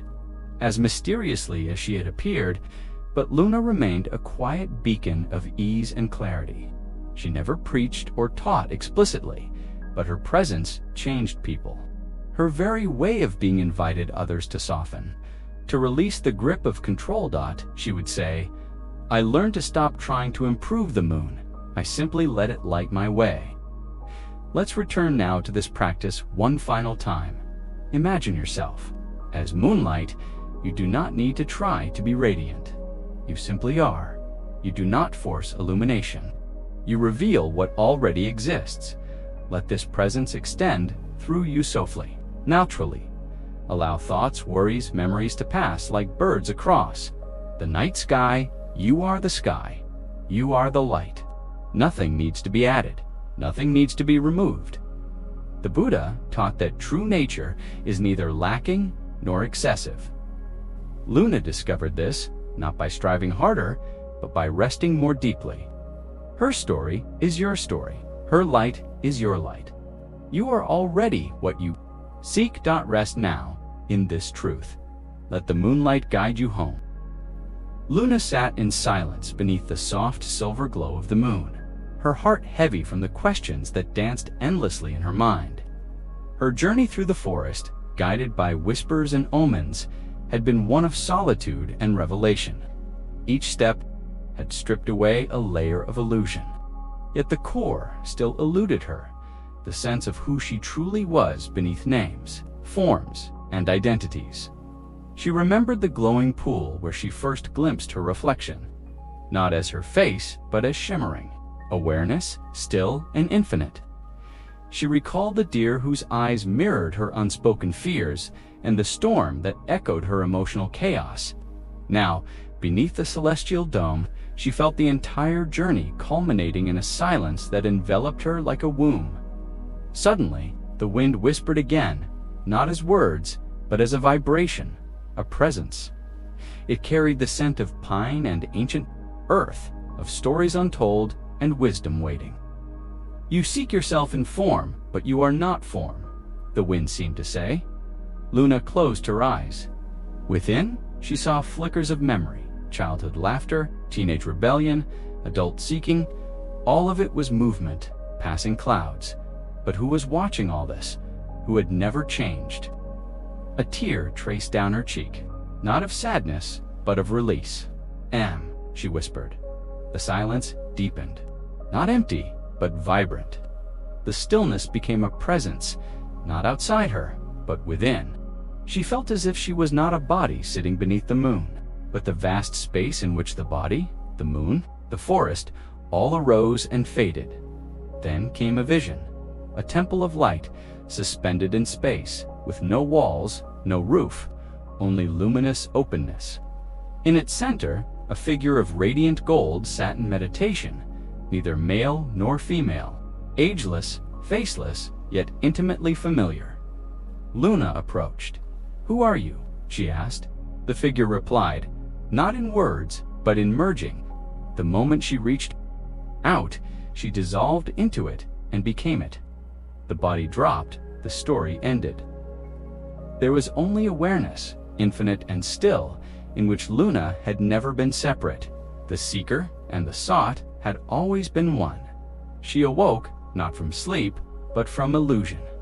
Now, as she opened her eyes beneath the moonlight, the forest looked no different, yet everything had changed. The trees no longer stood as separate beings. They were extensions of the same space she was. The wind was no longer something she heard. It was part of the same silence she was. Even the stars above shimmered not as distant objects, but as sparks of the same consciousness. A fox emerged from the underbrush and sat beside her. They exchanged no words, no gestures, just presence, complete and serene. She no longer needed answers. The need had dissolved. What remained was presence, this breath, this moment. She stood up. Her legs trembled, not from weakness, but from awe. Each step now was sacred, not because of where it led, but because of who was walking. Not the identity of Luna, the seeker, but the impersonal consciousness walking as Luna. She reached a lake and looked again. This time her reflection smiled back, not because it held any truth, but because it no longer mattered. She whispered to the reflection, "Thank you for the journey." The reflection bowed. As dawn approached, light spilled through the trees. Not just light of the sun, but light of knowing, a knowing beyond thought. She had not reached the end. She had dissolved the illusion that there was an end. The moon's light was never outside her. It had always been her own light, veiled by clouds of seeking stories and self-concepts. Now unveiled, and in that unveiling, Luna disappeared. Only presence remained. This is not a story of one girl. It is the eternal story of all who seek the truth beyond form, identity, and mind. You, who read this, may find in Luna's path an echo of your own yearning. But remember, you are not the voice that narrates your life. You are not the thoughts that pass. You are not even the seeker. You are the stillness that watches it all. You are the light of the moon dot, forever present, forever free. Chapter 1. The Empty Cup. Letting go of what you know, let go of the known. And space opens up for wisdom. The story, the overflowing teacuppy, long time ago in the hills of Japan. Nestled between rows of whispering bamboo and mist-draped temples, there lived a Zen master named Nenin. One afternoon, religion and metaphysics. He was filled with academic accomplishments and held pride in his intellectual prowess. His mind was a crowded library, packed with ideas, interpretations, and beliefs. As he sat before the humble Zen master, he looked around the simple room and thought, "This won't take long." Nenin welcomed him graciously, invited him to sit, and offered him tea. As the master quietly brewed the tea, the professor began to speak about his knowledge. He explained how he had studied various Zen texts, compared Buddhist schools, and understood the metaphysical framework behind non-duality. He talked of Taoism, of Indian Vedanta, and even quoted ancient Chinese sages. Nenin simply listened. Then he began to pour the tea into the professor's cup. He poured dot and poured dot and poured the cup, filled and overflowed. Still, Nenin continued pouring. Tea spilled over the sides onto the wooden floor and dripped between the bamboo floorboards. The professor, startled and agitated, finally exclaimed, "It's full. No more will go in." Nenin stopped pouring and looked calmly into the professor's eye. He smiled gently and said, "You are like this cup, so full of your own opinions, assumptions, and knowledge that nothing more can enter. Before I can show you Zen, you must first empty your cup." The symbolic overflow of this story has been passed down through generations, not because it's an anecdote about tea, but because it is a mere and accurate reflection of how most of us live. We are full, not of tea, but of ideas, opinions, labels, beliefs, fears, narratives, judgments, stories we've told ourselves about who we are, how others should behave, how life should unfold. We are overflowing with analysis, doubts, self-criticism, predictions about the future, and replays of the past. We wake up and instantly remember what we need to do, and our to-do lists as if they are glued to our very being. In essence, we are so full that we no longer have the capacity to experience life directly. Every situation, every interaction, every moment is filtered through a dense fog of mental commentary. The truth, there's no space left for peace to enter, no room for new understanding, no openness for wisdom to arise. The mind of overthinking Gurtink is not just a habitat, is the symptom of a full cup. When your mind is cluttered with old knowledge, rigid ideas, judgments, and mental noise, it creates a cycle that feeds on itself. The more you think, the more problems appear. You replay an awkward conversation. You stress about decisions that haven't even arrived. You try to control what others think. You plan every detail and yet still feel unprepared. It's exhausting. The overflowing cup represents this exact condition. It shows us that overthinking is not a matter of having too little knowledge, but often of having too much mental accumulation with no spaciousness to receive the present moment as it is. What does it mean to empty the cup? Emptying the cup is not about rejecting everything you know. It's not about becoming ignorant or denying your experiences. Instead, it's about making space. It's a return to humility. It's the willingness to say, Perhaps I don't know. It's choosing to approach life not with conclusions, but with curiosity. It means recognizing that peace and clarity don't come from more thoughts, more control, or more information. They arise when the mind is still enough to listen. When the inner chatter softens and awareness takes its place to empty. Your cup is to become present. Present without assumptions. Present without mental rehearsals. Present without the need to label or define. It is to meet the moment like a beginner, as if for the first time. The beginner's mind Zen calls this Shoshin the beginner's mind. In the beginner's mind, there are many possibilities, said Zen master Shunryu Suzuki. In the expert's mind, there are few. The beginner's mind is open, receptive, free from filters. The expert's mind is rigid. It knows already. It doesn't listen. If you've ever seen a child look at a butterfly or a puppy, you've seen the beginner's mind in action. Pure wonder, pure attention, pure being. Overthinking is the opposite. It is the expert's mind on overdrive. It dissects the butterfly, classifies the breed of the puppy, and wonders if it should have brought snacks for later. But the beginner's mind simply experiences it is this open, uncluttered state that invites peace. How to practice emptying. Your couplets bring it from story to practice. Here are some gentle, practical ways to begin emptying your cup each day. 1. Start the day in silence before checking your phone. Before speaking, just sit, breathe, notice your body. Listen to the sound around you. Feel your breath in your belly. Do nothing for a few minutes. This creates space before the day fills you. To question. What you know when you catch yourself thinking, I know how this will go, or I already understand this. Pause. Ask. Is that true? Can I be curious instead? Notice how much media, news, social media, or idle chatter you absorb. Be intentional about what you allow in. Create sacred moments of spaciousness. Throughout the day. 4.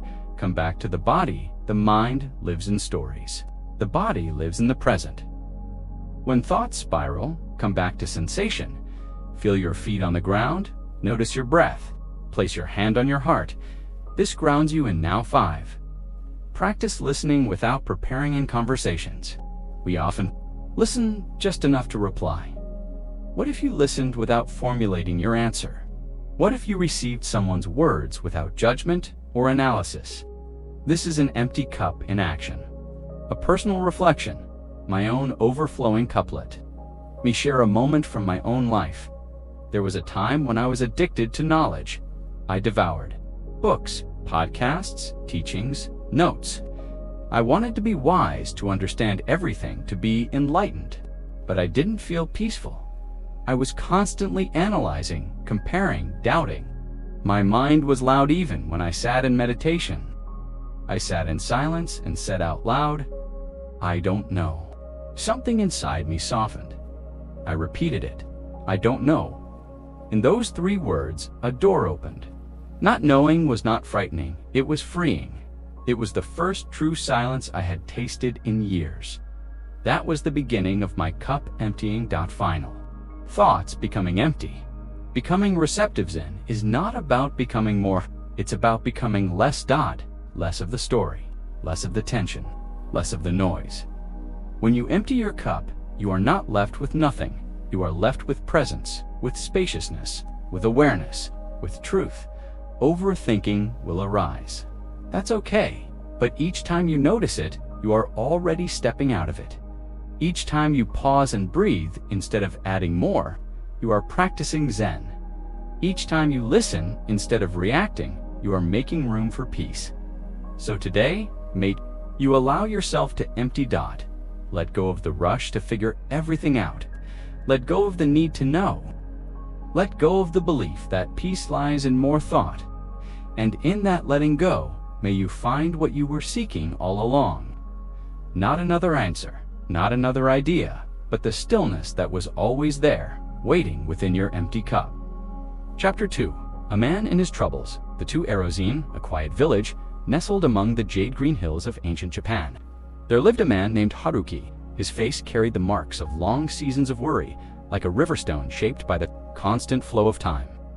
Haruki was not poor, nor was he alone. He had a family who loved him, a home filled with warmth, and a job as a craftsman, carving delicate animals from wood. Yet every morning, he would awaken with a heavy heart. What if his wife fell ill? What if his children lost their way? What if the orders for carvings stopped coming? The what-ifs crept into his mind like vines in the night. Winding tightly around his peace, his thoughts churned like a restless river, never still, never silent. Every small challenge became a great storm. A delayed payment from a customer meant doom. A slight cough from his daughter sent him spiraling into panic. Haruki's life was not ruled by events, but by his mind's relentless interpretation of them. One morning, when the cherry blossoms had just begun to fall, Haruki heard that a Buddhist monk, revered for his clarity of thought, had taken up residence in a nearby forest temple. Desperate for relief, he packed a small satchel, bowed to his family, and made the journey through a winding trail that led him to the ancient wooden gate of the temple. The monk, a serene man known simply as Master Koji, welcomed Haruki without question and offered him tea. As Haruki poured out his worries, his voice trembled with the weight of years. Master Koji listened, not with pity, but with profound attention. After a pause, Koji spoke. "Let me tell you a story that has guided many seekers. It is called The Tale of the Two Arrows. The Tale of the Two Arrows. There was once a man walking through the forest," Koji began, when out of nowhere, he was struck by an arrow. The pain was sharp, immediate, real, but before he could tend to his wound, a second arrow struck him, this time in the mind. This second arrow was not real in the same way. It was made of anger, confusion, and fear. Who shot me? Why me? What if I die? This shouldn't have happened. And so, his suffering doubled. Haruki listened, puzzled. The Buddha taught, Koji continued, that while the first arrow is life unavoidable and often painful, the second arrow is the mind's response to it. We may not always avoid the first arrow, but the second is optional. That is where freedom lies. Haruki sat in silence, his brow furrowed. But how do I stop the second arrow? By learning to recognize it, the monk said. By seeing that pain and suffering are not always the same. Pain is inevitable. Suffering is how we choose to relate to that pain. The nature of the second arrow is the overthinking, the judgment, the endless stories we attach to events. It is the inner dialogue that says, "This always happens to me. I'll never recover from this. I must have done something wrong." It disguises itself as caution or problem solving, but it is born from fear.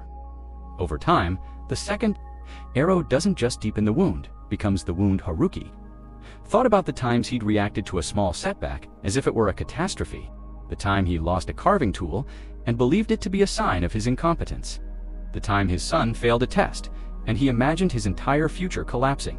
He saw now how he had become a craftsman, not just of wood, but of worry, the practice of awareness. Master Koji instructed Haruki, in the art of mindfulness, of watching the mind without getting caught in its narratives. Each morning they sat together under the great pine tree that whispered with the wind. Koji would guide Haruki to his breath, teaching him to rest his attention there. Like a leaf on a stream, when a thought arises, Koji would say, "Greet it like a traveler knocking at your door. Acknowledge it, but don't invite it in for tea." Haruki learned to observe his thoughts as clouds in the sky, present, but always moving. One morning, as a storm brewed in the distance, Koji asked Haruki to close his eyes. "Imagine a moment when something went wrong," he said. "Notice the first arrow, the event itself, perhaps a mistake or a disappointment. Now notice the second arrow, the thoughts that followed. Can you separate the two?" Haruki felt his heart shift. There was space now between what happened and what he made it mean. From reaction to response as weeks passed, Haruki began to change. When a client complained about a delayed order, he felt the sting, the first arrow. But instead of reacting with shame or anger, he took a breath and responded calmly, offering a solution. He noticed how the mind still wanted to spiral, to draw old stories of inadequacy, but he didn't follow. Each moment became a new carving, not of wood, but of clarity, of choice. He realized that his suffering had not come from life, but from his refusal to accept life as it was. Lessons in daily life. When Haruki returned home, his family noticed something different. He was present when his children laughed. He laughed fully when they cried. He held them without rushing to fix them. He began teaching his son and daughter about the two arrows. He even carved two arrows from cedar wood and placed them on his altar as a reminder. Over time, Haruki became known not just as a master carver, but as a man of great peace. Villagers would come to him not just for his crafts, but for his calm presence. And when asked his secret, he would smile gently and say, "I stopped shooting the second arrow."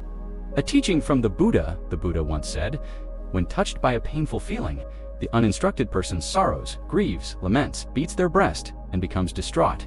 That person feels two pains, the physical and the mental. But the instructed person, touched by the same pain, weeps not, grieves not, and thus feels only one pain." This teaching is not about denial, it is about freedom. To feel deeply, but not drown, to face life's arrows with courage, but not add to them with stories of despair.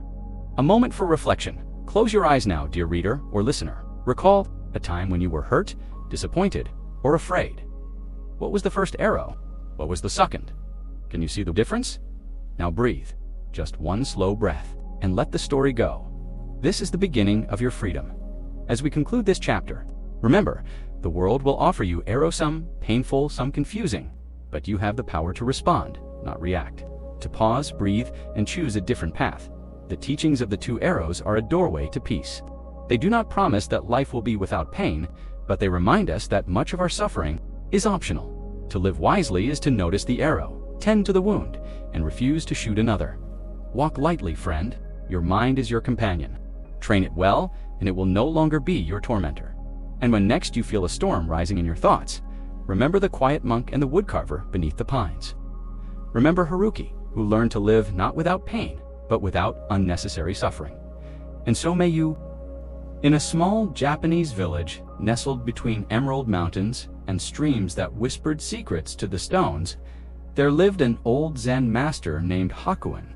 Known for his quiet presence and profound wisdom, villagers often turned to him for guidance. Hakuin rarely offered direct answers. Instead, he shared stories or responded with silence. He was a living both a mystery and a mirror. One summer afternoon, the peace of the village was disrupted. A young woman from the village, unmarried and frightened, found herself pregnant. Pressured by her family, she named Hakuin as the father of her child. In truth, he was not. He had never laid eyes on her beyond a passing nod at the well. But when her furious parents stormed into Hakuin's home, placed the newborn in his arms, and accused him loudly, all he said was, "Is that so?" He took the baby in without protest. For months, Hakuin cared for the child, begging for milk from neighbors and ensuring its well-being with the same calm care he gave to sweeping leaves or meditating under the ginkgo tree. The villagers mocked him. His reputation was tarnished. Yet, each time someone challenged or insulted him, he simply replied, "Is that so?" A year passed. The young woman, consumed by guilt, finally confessed that Hakuin was not the father. Her family, ashamed, returned to the master's hut, apologizing profusely and asking for the child back. Hakuin, still calm, handed the baby to them with the same words, "Is that so?" The first arrow, the event life throws arrows at us, all the unexpected breakup, the job loss, the illness, the betrayal. These are the first arrows. They hurt, they bleed us, they disrupt our rhythm. But in most cases, they're not in our control. They are part of the human condition, the price of being alive in a world of change.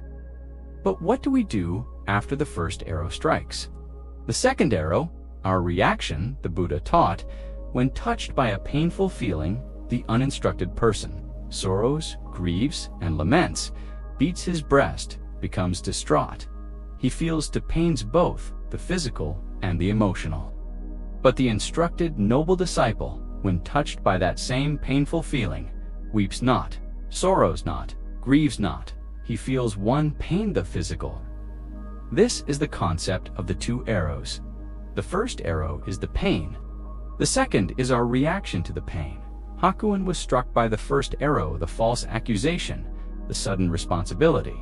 But he refused the second. No anger, no defense, no story. Just acceptance, just presence. Not meekness, but mastering a reaction does not mean passivity. It means choosing a response that does not amplify suffering. It is the art of holding space for the chaos of life without letting it define your inner state. When someone insults you and you do not retaliate, when you observe the rise of emotion, But do not become ITU, practice the path of the third arrow, transformation. Just as Hakuin raised the child without protest, we too are called to carry the weight of life. With equanimity, everyday practices to cultivate non-reaction pause before reacting. When emotion rises, pause, breathe, let the wave pass. Ask yourself, is this the first arrow, or am I firing? The second, label the feeling. Naming emotions reduces their power. Say this is anger, or this is fear. It creates space between you and the emotion. Body awareness. Emotions live in the body. Notice the tight jaw, the clenched fists, the knot in your stomach. Breathe into those places. Daily meditation, sit in silence daily. Even 10 minutes of observing. Your breath can rewire your nervous system for peace. Practice saying, "Is that so?" Not sarcastically, but with curiosity. Let it become your mantra in challenging moments. Zen parable in daily life. Modern ecos think of the email that upset you, the traffic jam, the social media post. Each time, life throws a first arrow, but you choose whether to launch the second. A boss criticizes your work. First arrow, you replay it in your head all day, stew in resentment, and lose sleep. Second arrow, a friend forgets your birthday. First arrow, you tell yourself they don't care, that you're unloved. Second arrow, peace doesn't come from perfect conditions. It comes from mastering the art of non-reaction. Stillness in the storm there's a Zen phrase, let muddy water settle and clarity will appear. When we resist reacting, we allow the waters of our mind to calm. Only then can we respond wisely. Hakuin didn't suppress his feelings. He simply did not become them. He was the mountain while storms passed. Non-reaction and the ego craves. Validation, justice, and retaliation. It asks, how dare they? But the soul whispers, is that so? Every time we refuse to react, the ego shrinks and the soul expands. We return to our center. We become the observer, not the actor lost.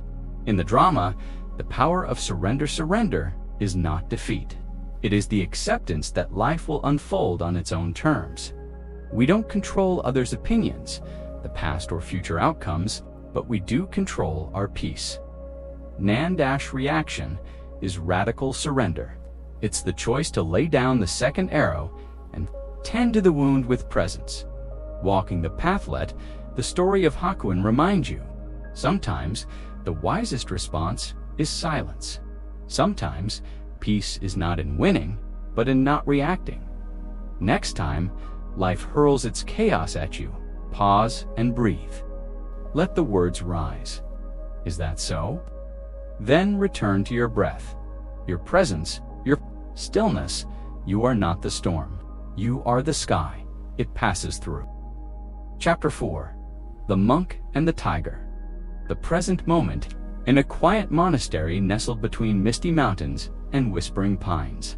A young monk named Soothe sat cross-legged beside a koi pond, trying to still his mind.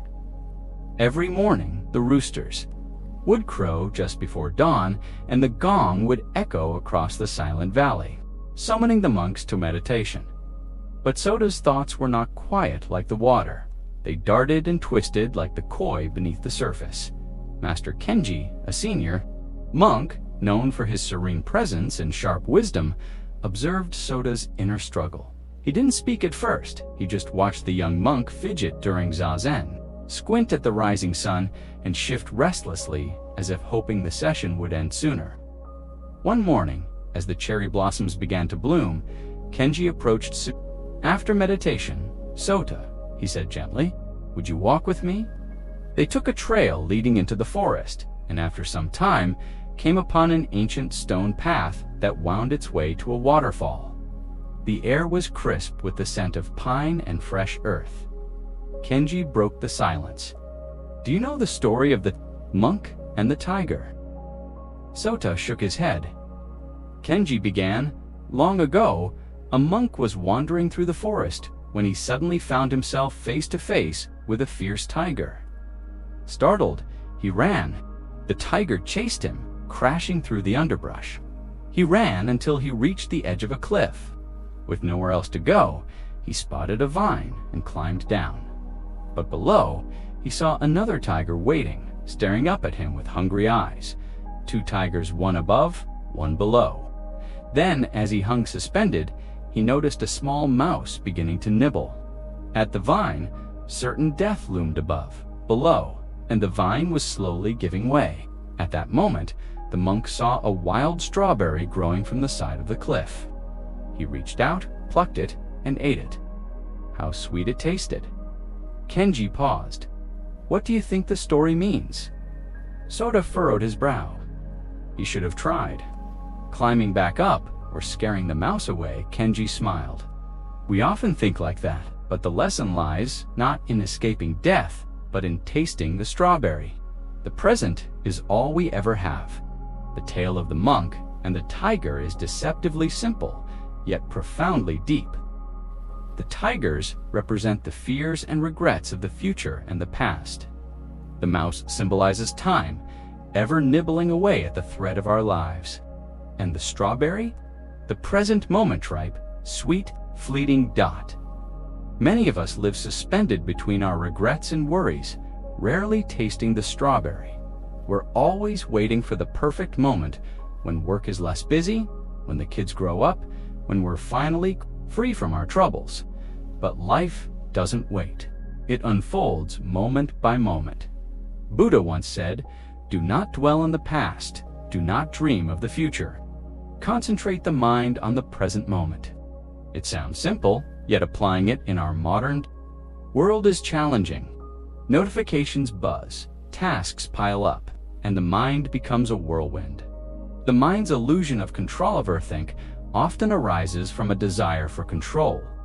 We revisit past conversations, hoping to find a better version of ourselves. We project into the future, trying to prepare for every scenario, but in doing so, we forget to live. Imagine walking through a garden but thinking only of your to-do list. You miss the dew on the petals, the laughter of birds, the way the sun filters through leaves. And when you finally pause, the moment is gone. Zen practice teaches that true peace arises not from fixing life, but from fully inhabiting it. When we are truly present, the mind's noise begins to soften. Training in presence, the path of attention. Kenji guided Soda into mindfulness. Training each morning, instead of trying to clear his mind, Soda was asked to bring attention to his breath, not to control it, but to notice it. Cool air in, warm air out. Later, during chores, he was told to sweep with his full awareness, not thinking of finishing the task, but feeling the texture of the broom, hearing its sound on stone, how dust swirled in the light. At first, Soda found this difficult. His mind rebelled, wanting stimulation and reward. But slowly, the practice became a rhythm. Like the monks chanting sutras at dusk, presence became its own kind of music. One day, while tending to the garden, a small butterfly landed on his shoulder. In the past, he wouldn't have noticed, but this time, he smiled. The moment was enough. Letting go the gentle art. Being present doesn't mean ignoring pain or pretending everything is perfect. It means meeting each moment as it is without clinging or resistance. In Zen, a tear is just a tear. Kenji once told Soda, when we resist what is, we suffer twice, first from the pain, then from our reaction to it. Strawberry moments in your life every day offers you our small, beautiful experiences often overlooked. The warmth of tea in your palms, the smile of a stranger, a breath taken with full awareness, the sound of leaves in the wind, are not grand epiphanies, but they are portals to peace. And when you collect them, one by one, uncertainties, heartbreaks, the vine will always be slowly fraying. But even so, the strawberry can be tasted. One evening, as the sun painted the sky in amber and rose, Soda sat by the koi pond again. His thoughts still came, but he didn't fight them. He watched them, like clouds passing, and then he heard the soft plop of a koi surfacing. He smiled. The moment was enough. Chapter 5. Letting it rain, don't fight the mind. The mind, like the sky, is vast. Thoughts come and go like cloudsome light, and passing, others dark and stormy. In our quest for peace, we often fall into the trap of battling these clouds, believing that if we resist them hard enough, they will go away. But in the Zen tradition and the teachings of the Buddha, there is a far more profound and liberating approach. Don't fight the mind, let it rain. The story of the storm within. Ago, in a village cradled by misty mountains, there lived a monk named Ri. He had journeyed far and wide, seeking to master his mind. But though he had memorized countless sutras and sat for hours in meditation, a storm brewed inside him: anxiety, judgment, fear. One evening, as the skies darkened and thunder rolled, in the distance, Ryoten visited a seasoned Zen master named Master Kaido. Ryoten said, "Master, I try to calm my thoughts, but they rise like waves. I feel like a failure." Master Kaido, pouring tea slowly, replied, "When it rains, what do?" Ryoten looked confused. "I take shelter, Master. And do you scold the clouds? Curse the sky?" "No," Ryoten smiled faintly. "Then why do you curse your mind when it storms?" This moment marked a turning point for Ryoten. He realized he had been trying to control the uncontrollable. Instead of resisting his inner weather, he began to let it rain. He stopped fighting his mind. He watched it, gently, like a parent observing a child in distress with compassion, not judgment. The two ways of meeting thoughts. The Buddha taught that pain is inevitable, but suffering is optional. This truth becomes clear when we explore how we respond to thoughts. There are two primary approaches. Resistance. When we resist a thought, we give it power. We label it as bad, fight it, and identify with it. This is like adding wind to a fire, blazes stronger. Allowing wind, we let a thought arise and pass without engagement. It loses strength. This is like watching a bird fly across the sky. It comes, it goes. Letting it rain doesn't mean we indulge or suppress our thoughts. It means we become the sky, the vast awareness that holds all weather patterns without becoming them. Mindfulness. And the open field. Thich Nhat Hanh, a beloved Vietnamese Zen master, often spoke of mindfulness as the miracle that brings us back to ourselves. When we practice mindfulness, we don't try to change our mind's content, we simply become aware of it. This awareness alone transforms our relationship with the mind. Imagine standing in an open field during a gentle rain. You don't run, nor do you try to catch each drop. You feel it on your skin, you breathe. This is mindfulness. The rain becomes part of the experience, not a problem. Meditation practice. The rain technique there is a widely respected practice in mindfulness, known as RAIN, which beautifully encapsulates the spirit of this chapter. Here is how you can practice it, or recognize what is happening. Identify the thoughts or feelings without judgment. A. Allow the experience to be there, just as it is. I investigate gently with curiosity. Where do you feel it in your body? What is its nature? N. Non-identification. Know that you are not your thoughts or emotions. You are the awareness behind them. You can practice RAIN while sitting quietly or even during a walk.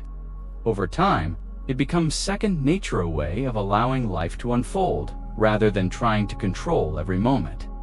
Why letting go heals our suffering often comes not from what happens, but from our mental commentary about what happens.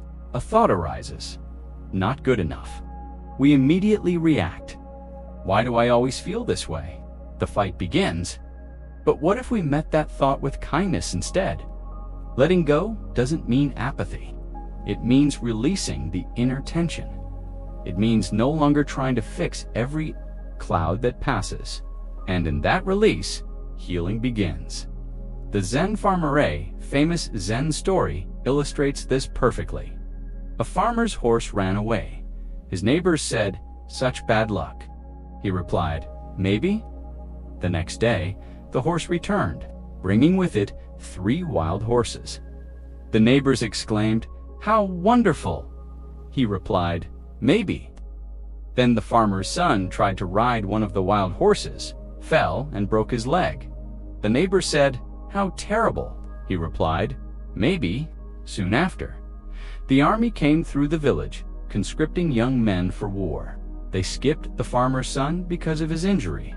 Such good fortune. The neighbors said, the farmer again said, "Maybe." This story teaches that we don't need to judge or react to every thought or event. When we let things be, peace emerges. Compassion. The gentle rain. Sometimes we need more than mindfulness. We need compassion, especially toward ourselves. When the mind is flooded with worry, fear, or anger, meet it like gentle rain falling on a parched earth. Say to yourself, "I see you, thought. I see you, feeling. You are allowed to be here." Then breathe. Let the rain fall. This softening is not weakness. It is strength. It is the deep courage to stay present without armor. The ocean beneath the waves. The Zen masters remind us, you are not the wave. You are the ocean beneath. Waves will come. That's their nature.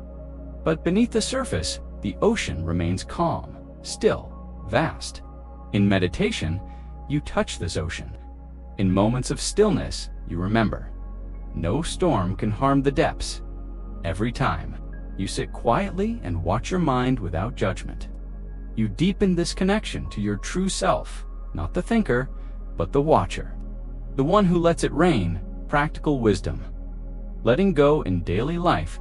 You don't need to be a monk or live in a temple to practice this. When someone says something hurtful, pause, let it rain. When a thought of regret appears, don't push it away. Let it rain. When anxiety rises before a big task, breathe, let it rain. This approach doesn't erase difficulties, but it changes your relationship with them. It makes room for peace amid chaos. Final reflections. The stillness within the years later became a beloved teacher. His students once asked him, "Master, what is the secret to your serenity?" He smiled gently and said, "I learned to let it rain. The world will always offer clouds. The mind will always think. But your peace lies not in fighting this truth, but in embracing it. Be the sky, be the field, be the ocean, let it rain." Chapter 6. Chop wood. Carry water. Zen in everyday life. In a remote Zen monastery nestled in the mountains of Japan, there lived a young monk named Haruto. He arrived at the temple searching for enlightenment, expecting profound spiritual visions, mystical revelations, or perhaps secret teachings that would reveal the universe's deepest truths. What he received instead was a broom, a bucket, and a stern command from the master: sweep the courtyard, fetch the water, chop the wood. Haruto was bewildered. Days turned into weeks, and all he seemed to do was menial chores. Every morning, before sunrise, he swept the stone pathways, hauled buckets from the river, and chopped logs to warm the meditation hall. He began to grow frustrated. "When will the master teach me?" he would ask himself. "When will the real Zen begin?" One day, weary and disheartened, Haruto approached the master. "Master," he said, bowing deeply, "I came here seeking enlightenment, but all I do is chop wood and carry water. When will you teach me Zen?" The master looked at him kindly and replied, "When you chop wood, chop wood.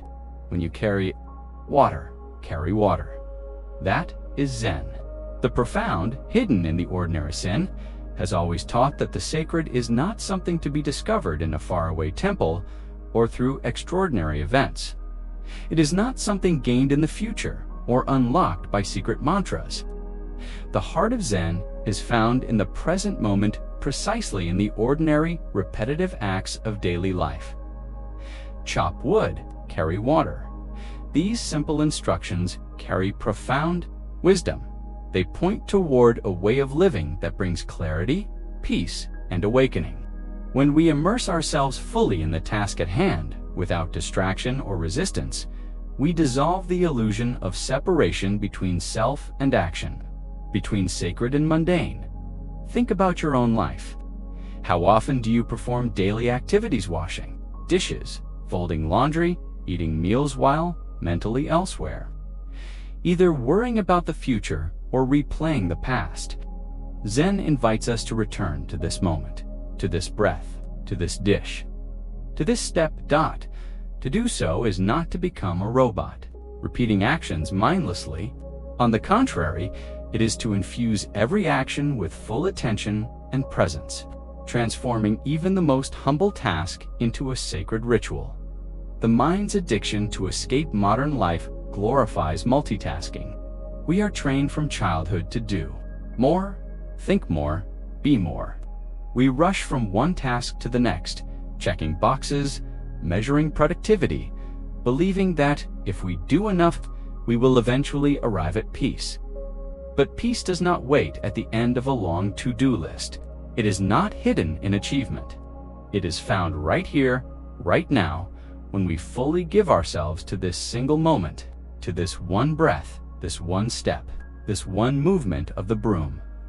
When Haruto swept the floor with resentment, he was lost in suffering, but when he surrendered fully to sweeping, feeling the bristles move, listening to the rhythm, being one with the motion, he touched the heart of Zen. This is the essence of mindfulness. Not merely observing thoughts or sitting cross-legged in silence, but engaging with the world in a way that is clear, undivided, and free from grasping. It is a shift from doing to being. The myth of arrival. Many seekers fall into the trap of what Zen calls the gaining idea, the belief that we are lacking something and must attain something more. We imagine enlightenment as a peak experience, a permanent state, a trophy to be earned. But Zen dismantles that idea. The moment you think you've arrived, Zen knocks the floor out from under you. The true insight is this: there is nowhere to arrive. You are already home. Enlightenment is not a destination, but a way of walking, a way of breathing, a way of cleaning your bowl on the monastery. When a student asked, "What is the path?" the master replied, "Everyday life is the path." This does not mean we abandon spiritual practice or contemplation. It means that practice and life are not to. Walking to work mindfully is no less sacred than chanting. In a temple, Zen is not separate from life. Zen is life. Stories from the masters. The Zen tradition is rich with stories that illustrate this principle. One tale tells of a great Zen master who was revered for his wisdom. A young student traveled a long distance to meet him, hoping to learn the secrets of Zen. When he arrived, the master was outside hanging laundry. The student bowed and asked, "Master, what is Zen?" The master smiled and said, "Did you eat your rice?" "Yes," the student replied. "Then wash your bowl," the master said. That was the teaching. Another story tells of two monks walking in silence through the forest. One asked the other, "What is the essence of Zen?" The other paused, then said, "When hungry, eat; when tired, sleep." These responses may seem simple and dismissive, but they point to a profound truth. When we are present in our experience without distraction or duality, we are in harmony with the Tao, the Dharma, the sacred rhythm of life itself. Modern-day practice, bringing Zen home. How can we live this way in the modern world, surrounded by schedules, smartphones, and obligations? Is it really possible to embody Zen amidst emails and errands? Yes, but it requires intention. Here are some practices to bring the spirit of chop wood. Carry water into your daily life. Do one thing at a time. When eating, just eat. When walking, just walk. Resist the urge to multitask. Feel the water. Notice the warmth. Hear the sound. Bring awareness to every movement. Create rituals in routine. Light a candle before cooking. Bow slightly before starting your work. Turn routine into reverence. Pause often. Throughout the day, stop and take 3 conscious breaths. Recenter. Return to the now. Accept simplicity. Not every moment needs to be productive or extraordinary. Embrace the simple and the plain. That's where peace resides. The wisdom in repetition. One of the paradoxes of Zen is that repetition, which our culture often sees as dull or meaningless, becomes a gateway to insight. When you chop wood each day, you begin to notice subtleties: grain of the log, the weight of the axe, the rhythm of the motion. As the Zen saying goes, before enlightenment, chop wood, carry water. After enlightenment, chop wood, carry water. The actions remain, but your relationship to them changes. You no longer perform them to get somewhere or prove something. You do them because they are the path itself. Returning to presence. In the end, Haruto found peace not by abandoning chores, but by embracing them. His enlightenment did not arrive in a flash of light, but in the gentle rhythm of sweeping, the cool splash of water, the earthy scent of chopped wood. He had come seeking a treasure and discovered that the treasure was always here, hidden in plain sight. So the next time you wash a dish, fold a shirt, walk your dog, or water your plants, do it with full presence. Let that act be the doorway to now, because this moment, exactly as it is your life, and in it lies everything you've been seeking. Chapter 7. The sound of one hand. Silence beyond logic. You can hear the sound of two hands clapping. Now show me the sound of one hand. This paradoxical question, or kan, was once posed by Master Hakuin Ekaku, a legendary Zen teacher. To the logical mind, it is maddening. There seems no answer, yet in its essence lies a portal, a gateway, not into more thinking, but into silence. And not just any silence. A silence deeper than words, beyond intellect, more ancient than language. This is the soundless truth that Zen points to again and again, not through answers, but through presence. The trap of logic and the overthinking mind. We live in an age dominated by logic, answers, definitions, rationalities. These are prized as the ultimate tools for navigating reality. From childhood, we are trained to analyze, dissect, and solve. Our schooling rewards correctness and clarity. Our devices give us instant knowledge. Our workplaces demand strategic thinking. But what of peace? What of presence? What of the soul's thirst for meaning that no fact or formula can quench? Overthinking is not just a modern phenomenon. It's the natural result of a culture obsessed with knowing. The mind races not because it's broken, but because it's overused, stretched thin by the weight of expectation and judgment. Zen offers no fix. He was inviting his student into the vastness of not knowing, the fertile ground where logic fails and truth silently blooms. A story of the student and the master. A young monk once came to a Zen master and said, "Master, I have studied every teaching. I have memorized sutras. I have mastered logic and rhetoric. And yet, there is restlessness in my soul." The master placed the teapot down and looked at the young man. "Do you hear the sound of the mountain?" The student paused.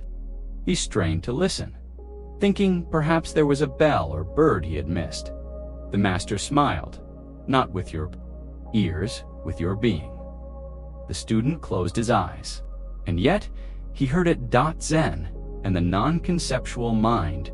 The brilliance of Zen lies in its radical simplicity.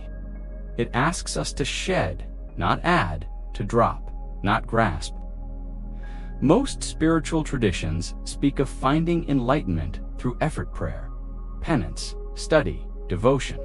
Zen whispers, "Be still, watch, wait." Zen teaches sweeping the floor.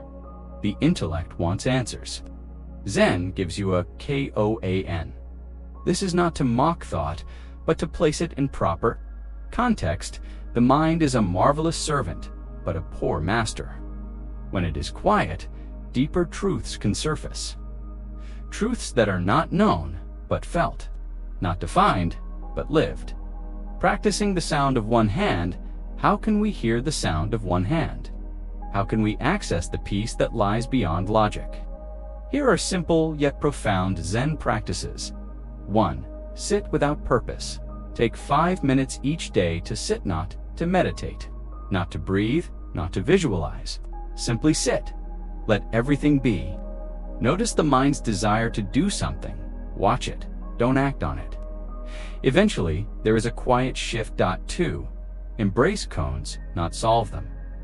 Cones are not riddles. They are tools to break the logical mind. Pick. 1. What was your face before your parents were born? Sit with it. Let it frustrate you. Let it free you. 3. Listen to silence. Spend time not just in quiet, but in listening to the quiet. Go to nature. Listen to the space between sounds. Let your thoughts settle like snow in a globe. 4. Practice wordless awareness. When you see something beautiful, don't name it. Don't label it sunset or tree or child. Just look, see, be, without narrative. 5. Let go of the need to understand. The next time you feel confused, ask yourself, do I need to understand this? Or can I simply allow it to be? This isn't giving up. Questions are answered with silence or laughter. This isn't cruelty. It's compassion. By bypassing logic, the master frees the student from the tyranny of explanation. He invites the student into immediacy, into this very moment, raw and unfiltered. The absurd becomes sacred because it empties the cup of assumptions. 1. Monk asked a master, why did Bodhidharma come from the west? The master replied, the cypress tree in the courtyard. To the logical mind, this is nonsense. Their presence was their teaching. Their stillness spoke volumes. In the final days of his life, the Buddha was asked many questions. Some he answered, others he remained silent on. One disciple asked, why don't you explain these deeper mysteries? The Buddha replied, because they do not lead to liberation. Not every mystery must be solved. Some must be honored. In silence, it's what remains when everything else is stripped away. And the deepest stripping is of the need to know. Conclusion: the silent sound, the sound of one hand, is not something to grasp. It is something to become. It is the soundless center of your being, the still point where mind dissolves and truth remains. Next time you find your thoughts racing, pause. Don't try to quiet them. Don't fight. Just listen.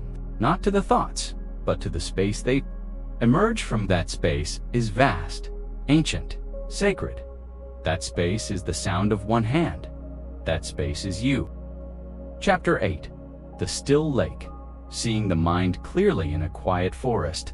There was a lake, a still, mirror-like lake that locals called the mind's eye. It was said that those who gazed into its undisturbed waters saw not only their reflections.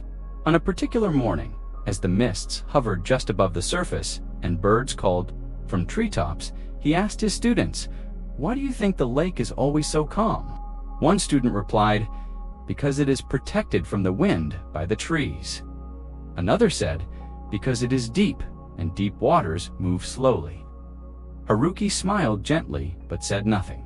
He reached into his satchel and pulled out a small, smooth stone.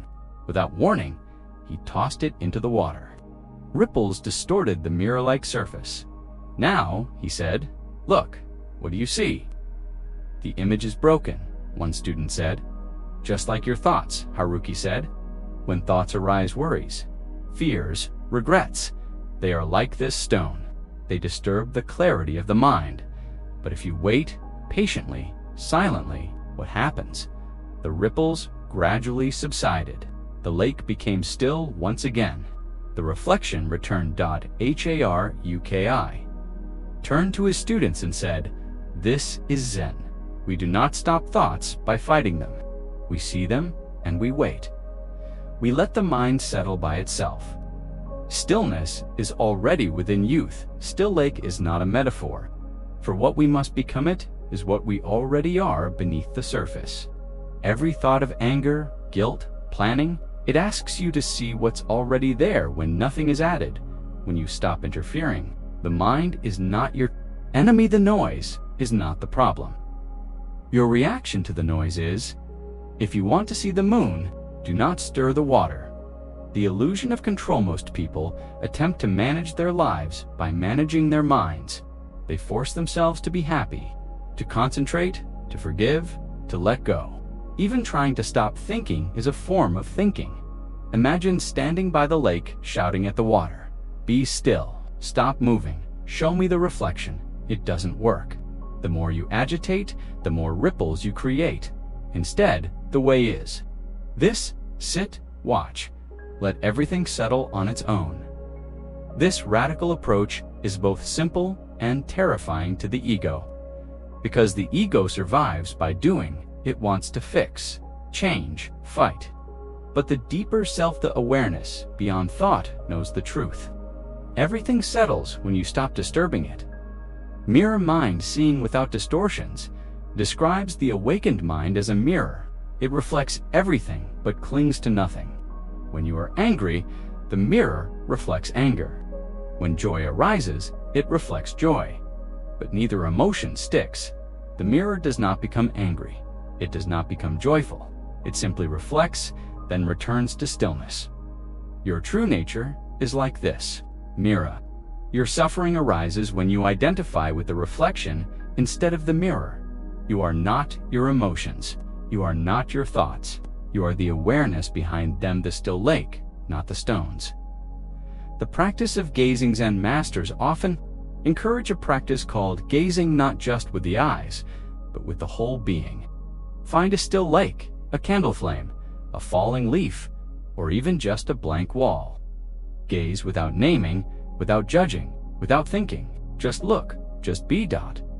This simple practice reveals the mind's habits. You will notice thoughts trying to label, to interpret, to wander. Let them come, let them go. Return to seeing. Return to stillness. As you deepen this practice, something extraordinary happens. You stop being the observer and you become the observed. The separation between the watcher and the watched dissolves. In that moment, you touch what Zen calls suckness, the reality beyond words. The story of the Bolé student once asked his master, "How can I quiet my mind?" The student walked with absolute focus, carefully watching every movement, avoiding every bump, controlling each step. After an hour, he returned, bowl unspilled, but his face was tense, his breath shallow. "Good," said the master. "Now go again, but this time, don't look at the bowl, just walk." The student hesitated but obeyed. This time he walked with a softer gaze, breathing naturally, stepping lightly. He returned with only one drop spilled. The master smiled. "Do you understand?" The student nodded. "The first time, I controlled everything but was full of tension. The second time, I trusted the stillness inside me. I allowed movement within awareness." "Exactly," the master said. "You don't silence the mind by force. You see it clearly, and it settles on its own." Silence beyond emptiness. The mind wants silence, but it often confuses silence with emptiness. Emptiness can feel lonely, dull, or even frightening. But true silence, the silence of the still lake, is full. It holds everything: sounds, thoughts, sensations, and yet it clings to none.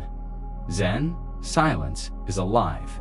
It is the silence before creation, the silence of the stars, the silence between heartbeats. It cannot be created, can only be revealed. You don't manufacture silence. You discover you are it. Conclusion: become the lakehin, the end. All Zen teachings return to the same place.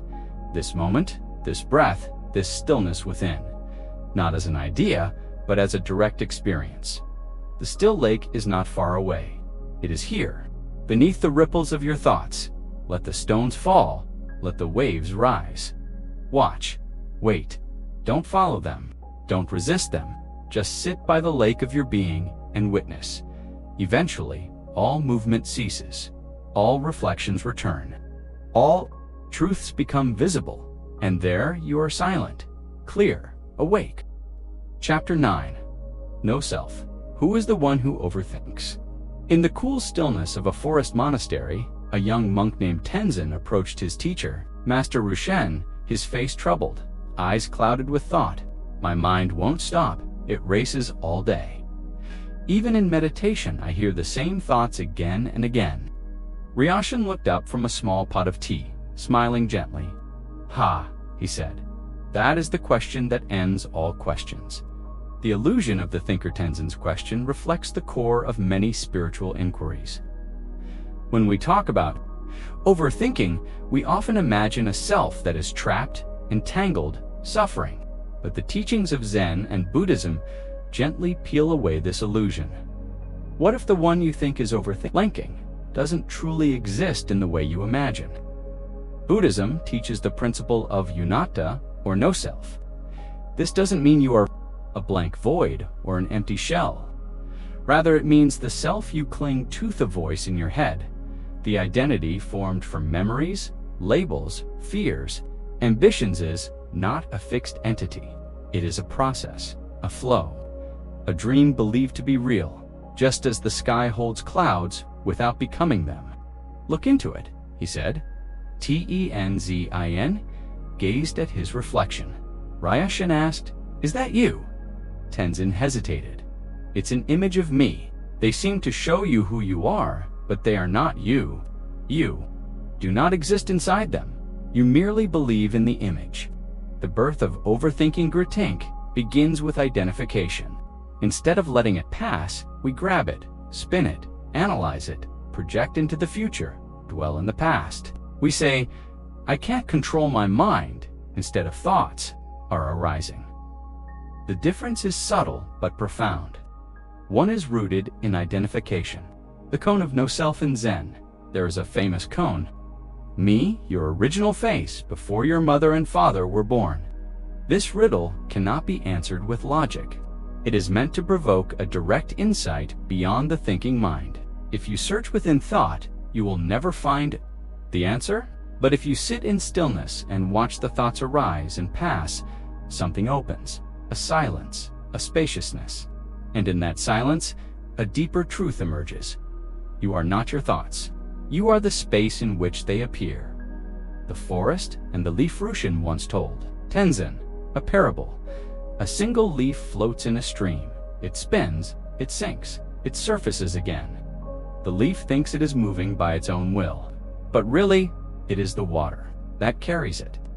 So too, the thoughts you claim as yours are just movements in the stream of mind. Don't cling to them. Watch them float by. You are the stream, not the leaf. Meditation, as returning the practice of meditation, is not to fight thoughts, nor to destroy the ego. Each moment of awareness is a return to home. Tenzin asked once, "What is the best way to quiet the mind?" Ryoshin replied, "Stop trying to quiet it, just listen. And then ask who is the one listening. That overthinking has no true owner. Seeing the dream, imagine waking up from a dream where you were lost in a storm. The fear felt real. The wind roared. But once you awoke, it was gone. So too with overthinking, when awareness returns, the storm vanishes. The trick of the mind is to keep you dreaming, to convince you that your identity is in the thoughts.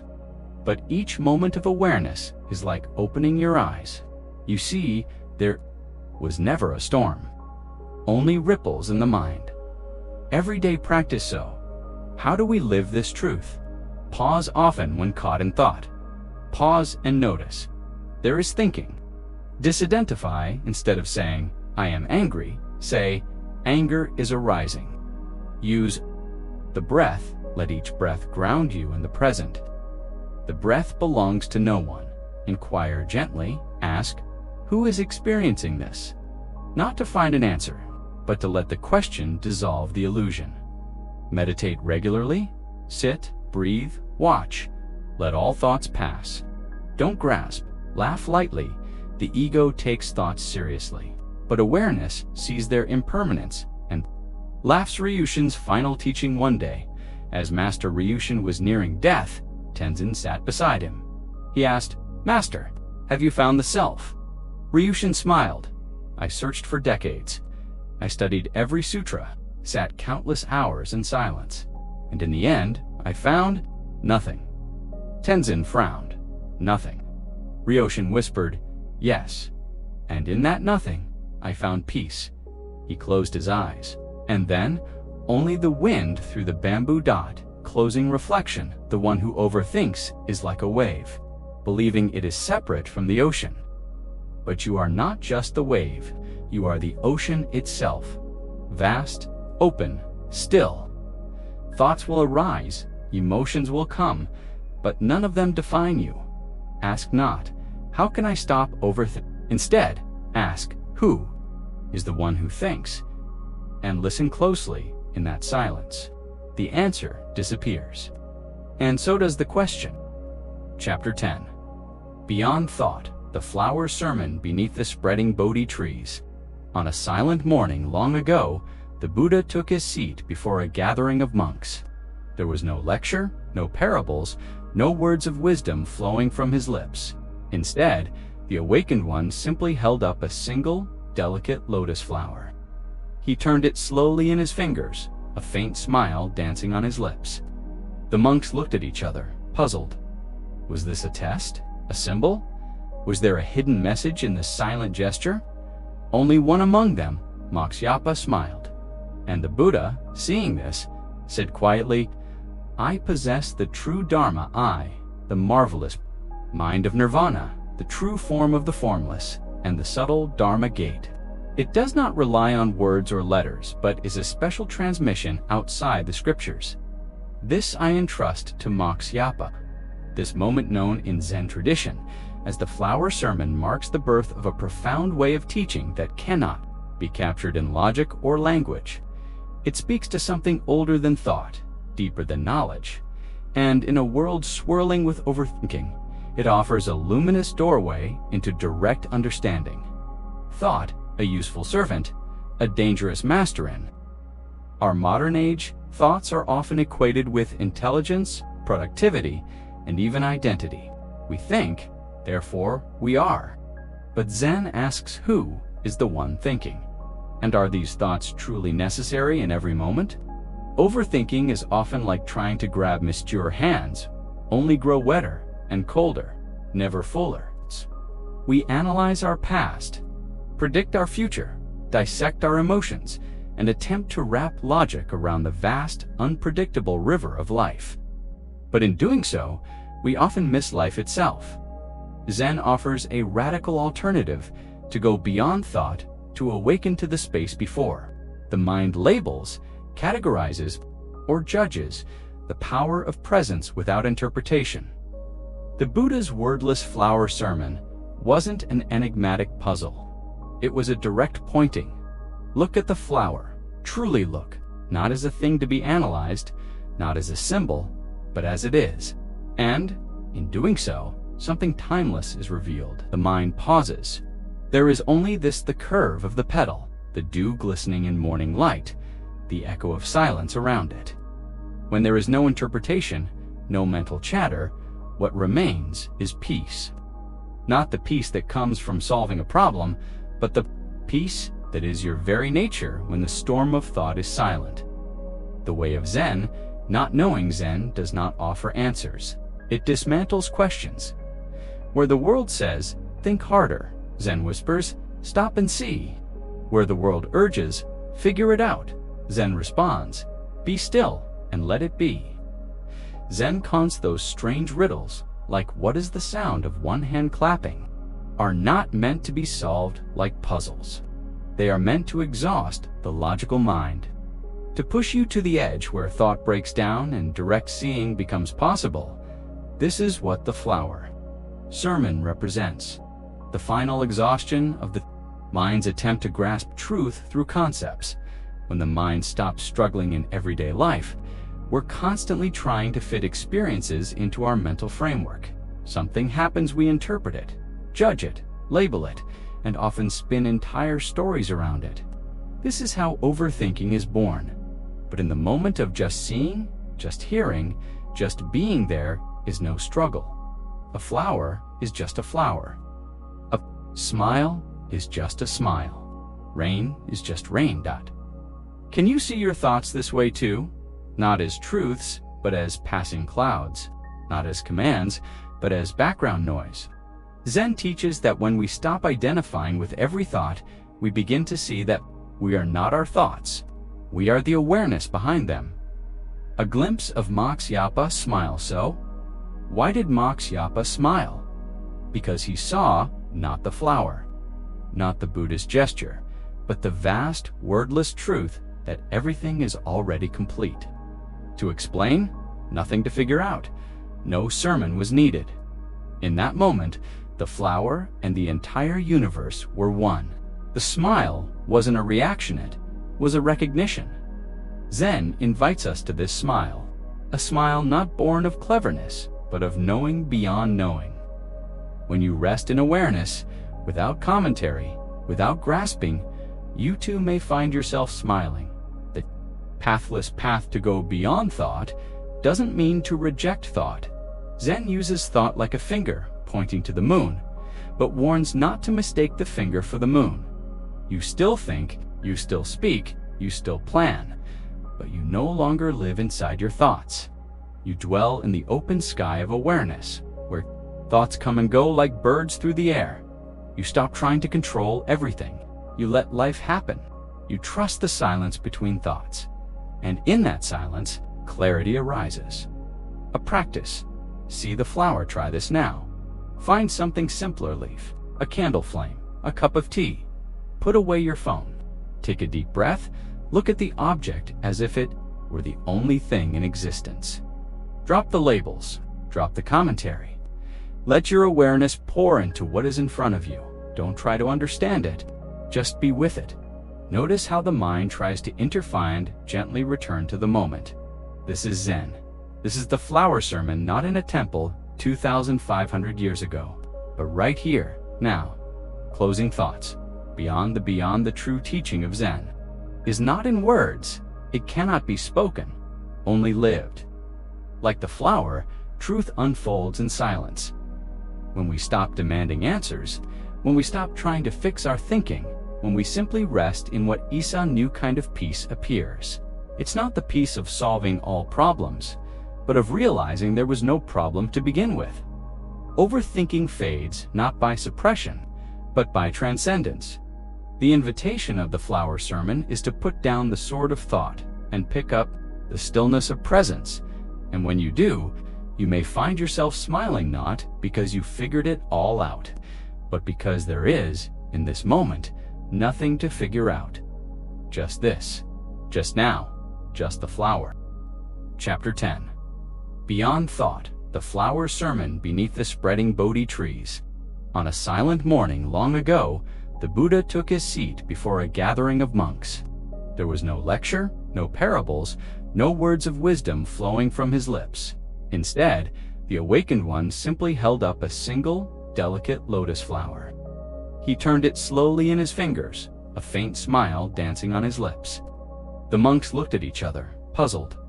Was this a test? A symbol? Was there a hidden message in the silent gesture? Only one among them, Moksha, smiled. And the Buddha, seeing this, said quietly, "I possess the true Dharma, the marvelous mind of nirvana, the true form of the formless, and the subtle Dharma gate. It does not rely on words or letters, but is a special transmission outside the scriptures. This I entrust to Moksha." This moment known in Zen tradition as the flower sermon marks the birth of a profound way of teaching that cannot be captured in logic or language. It speaks to something older than thought, deeper than knowledge, and in a world swirling with overthinking, it offers a luminous doorway into direct understanding. Thought, a useful servant, a dangerous master in our modern age, thoughts are often equated with intelligence, productivity, and even identity. We think, therefore we are. But Zen asks, who is the one thinking? And are these thoughts truly necessary in every moment? Overthinking is often like trying to grab Mr. hands, only grow wetter and colder, never fuller. We analyze our past, predict our future, dissect our emotions, and attempt to wrap logic around the vast, unpredictable river of life. But in doing so, we often miss life itself. Zen offers a radical alternative to go beyond thought, to awaken to the space before. The mind labels, categorizes, or judges the power of presence without interpretation. The Buddha's wordless flower sermon wasn't an enigmatic puzzle. It was a direct pointing. Look at the flower. Truly look, not as a thing to be analyzed, not as a symbol, but as it is. And, in doing so, something timeless is revealed. The mind pauses. There is only the curve of the petal, the dew glistening in morning light, the echo of silence around it. When there is no interpretation, no mental chatter, what remains is peace. Not the peace that comes from solving a problem, but the peace that is your very nature when the storm of thought is silent. The way of Zen, not knowing Zen, does not offer answers. It dismantles questions. Where the world says, think harder, Zen whispers, stop and see. Where the world urges, figure it out, Zen responds, be still and let it be. Zen cons those strange riddles, like what is the sound of one hand clapping, are not meant to be solved like puzzles. They are meant to exhaust the logical mind, to push you to the edge where thought breaks down and direct seeing becomes possible. This is what the flower sermon represents. The final exhaustion of the mind's attempt to grasp truth through concepts. When the mind stops struggling in everyday life, we're constantly trying to fit experiences into our mental framework. Something happens, we interpret it, judge it, label it, and often spin entire stories around it. This is how overthinking is born. But in the moment of just seeing, just hearing, just being, there is no struggle. A flower is just a flower. A smile is just a smile. Rain is just rain. Can you see your thoughts this way too? Not as truths, but as passing clouds. Not as commands, but as background noise. Zen teaches that when we stop identifying with every thought, we begin to see that we are not our thoughts. We are the awareness behind them. A glimpse of Mox Yapa smile. So, why did Mox Yapa smile? Because he saw not the flower, not the Buddhist gesture, but the vast, wordless truth that everything is already complete. To explain, nothing to figure out. No sermon was needed. In that moment, the flower and the entire universe were one. The smile wasn't a reaction, it was a recognition. Zen invites us to this smile, a smile not born of cleverness, but of knowing beyond knowing. When you rest in awareness, without commentary, without grasping, you too may find yourself smiling. The pathless path to go beyond thought doesn't mean to reject thought. Zen uses thought like a finger pointing to the moon, but warns not to mistake the finger for the moon. You still think, you still speak, you still plan, but you no longer live inside your thoughts. You dwell in the open sky of awareness, where thoughts come and go like birds through the air. You stop trying to control everything. You let life happen. You trust the silence between thoughts.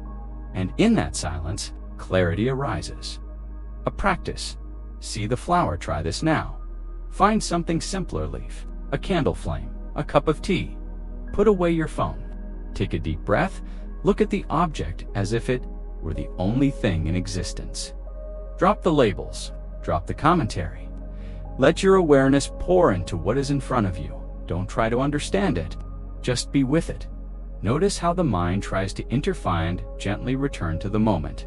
This is Zen. This is the flower sermon, not in a temple 2,500 years ago, but right here, now. Closing thoughts. Beyond the true teaching of Zen is not in words. It cannot be spoken, only lived. Like the flower, truth unfolds in silence. When we stop demanding answers, when we stop trying to fix our thinking, when we simply rest in what Isa new kind of peace appears. It's not the peace of solving all problems, but of realizing there was no problem to begin with. Overthinking fades not by suppression, but by transcendence. The invitation of the flower sermon is to put down the sword of thought and pick up the stillness of presence.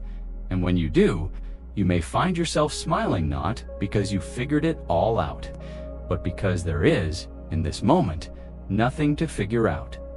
Just this, just now, just the flower. The way of Zen, is the way of returning the soft haze of a distant dawn. Nestled between misty mountains, there was a little Zen temple. It had no golden gates, no grand tower, just bamboo walls, quiet floors, and the occasional chirp of a bird. Greeting the day, an old monk named Haru lived there. Each day he rose before the sun and swept the stone path that led to nowhere in particular. A student once asked him, "Master, why do you sweep the path every morning if no one walks it?" Haru smiled, barely looking up. "I sweep so I can see clearly where I stand. That is Zen, not about doing for a reason, but doing with presence." You see, overthinking often wants a destination. It wants a goal, an end, a solution. But the mind rests when we stop chasing and return. Return to now. Now is not the enemy.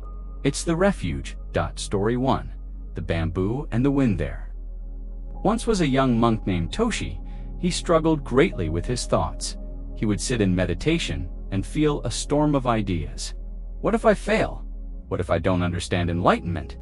What if I am not enough? One day, Master Ryokan invited him to sit beneath a tall bamboo grove. The wind rustled through the hollow stalks. Ryokan said, "Tell me, Toshi, do the bamboos resist the wind?" "No," Toshi whispered. "Do they break with the storm?" "No, Master." "Then why do you?" Ryokan asked. "The mind, like bamboo, is meant to bend, not to be stiff. Let your thoughts pass like wind. Let them flow through. Don't hold. You're not broken because you think. You're alive because you feel. And when you stop resisting, peace visits quietly." Breathing with the present now, take a breath. Not to control it, not to fix it, just to feel it. Inhale slowly, through the nose, hold gently. And exhale with ease. Let your belly rise and fall like waves on a gentle shore. This is your anchor. When thoughts swirl, come back here to breath, to now. Zen doesn't erase the storm. It teaches you how to sit in its center. Story 2. The two monks and the woman too. Monks were traveling on foot to another village. As they crossed a muddy path, they saw a woman in fine silk robes stuck in the muck, unable to walk forward. Without hesitation, the older monk picked her up and carried her to dry ground. She bowed lightly, and they continued on. Hours later, the younger monk said, "Brother, was it not against our vow to touch a woman?" The elder monk replied, "I put her down hours ago. Why are you still carrying her?" You see, overthinking is like this. The event has passed, but the mind continues. The worry, the regret, the analysis. Peace arrives when you put it down. When you stop carrying what no longer belongs to this moment, let go. Be here. Be now. Sleep gently with the mind. You don't have to silence every thought. You don't have to battle the mind. Instead, picture your thoughts as clouds in the evening sky. Watch them drift by. No need to follow. Overthinking is not your fault. It's the mind doing what it was trained to do. But the soul knows better. It remembers the still lake beneath the ripples. Right now, allow your mind to become that still lake, smooth, quiet, reflective. Let the waves of thought gently slow. Let each breath deepen and rest. Story 3. The Flower Sermon. One day, the Buddha stood before his disciples. He said nothing. Instead, he simply held up a single lotus flower. Most waited for his words. But one disciple, Mokshyapa, simply smiled. The Buddha returned the smile and said, "What can be said, I have said. What cannot be said, Mokshyapa has seen." Sometimes words add more noise, but presence is the great teacher. Tonight, let go of needing answers. You don't need to fix anything, you just need to be. Like the flower quietly blooming in stillness. Let the mind float. Let's take a moment to let go. Layer by layer, let go of the to-do list. Let go of what they said. Let go of what you didn't finish. Let go of needing to understand. You are not your thoughts. You are not your worries. You are the awareness that notices it all. like a calm sky watching clouds drift across. You remain still, soft, spacious. Let your body melt into your bed. Let gravity hold you. Let your mind be light. You are okay. You are safe. You are loved. Story 4. The sound of one hand clapping. A student came to his Zen master and asked, "What is the sound of one hand clapping?" The master simply closed his eyes. Days passed. The student meditated, thought, analyzed. He returned and said, "Master, I do not understand." The master smiled. "Exactly. The question is not to be understood. It is to be sat with. In sleep, we let go of understanding. We don't need logic. We float. We dream. Right now, you don't need to make sense. You don't need to figure anything out. Just breathe. Just be. Let the sound of no sound wrap around you. Let the stillness sing you to sleep. The great letting go tonight. Give yourself permission to release. Release the roles you wear. Release the need to fix. Release the endless doing. You are enough. You always were. You are not behind. You are not lost. You are the quiet witness, the gentle observer, the one who can sit by the stream of thought and simply watch. Let the stream flow. You don't need to dive in. Watch, breathe, sleep. Final blessing as this journey draws to a close. Feel the peace of a monk's temple, nestled in the woods. Hear the wind in the trees, the soft ring of a distant bell, the hush of incense curling into the night. You are home, not in a place, but in presence. You carry Zen within you, a stillness that cannot be taken. So rest, dear one, sleep gently. And when you wake, may you rise not with answers, but with ease, not with plans, but with presence.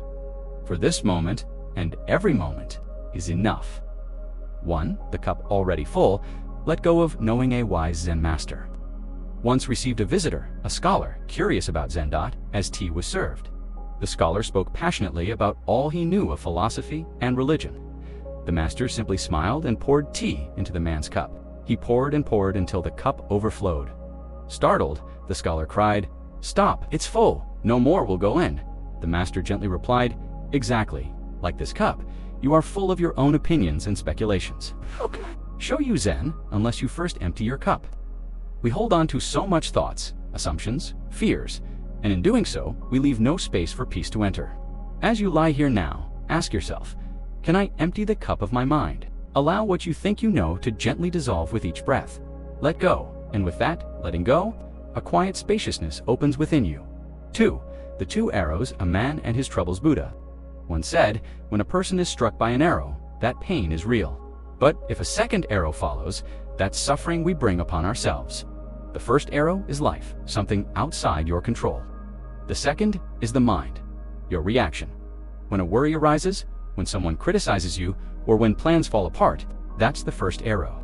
But the looping thoughts that follow, why me? I'm not enough. This always happens, are the second. Tonight, let go of the second arrow. Feel your breath rise and fall. There is nothing to fix, nothing to control. You are safe here. Allow this teaching to rest deep in your body. You may be struck by life's challenges, but your peace is in how you respond or how you choose not to respond. In this moment, silence, the second arrow. 3. Is that so?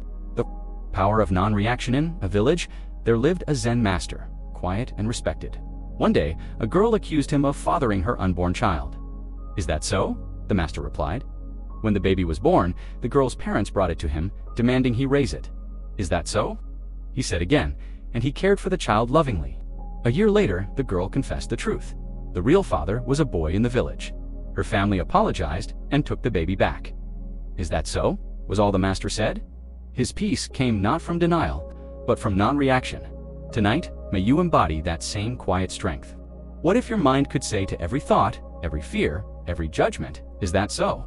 Then let it go. No need to wrestle with each worry. Just acknowledge and return to silence. Return to your breath. Return home. 4. The monk, and the Tigera monk walking through the forest, was startled by a tiger. He ran. The tiger chased.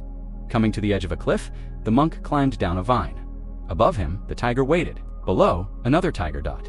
Then he noticed a ripe strawberry on the vine. He plucked it. He ate. Delicious, he whispered.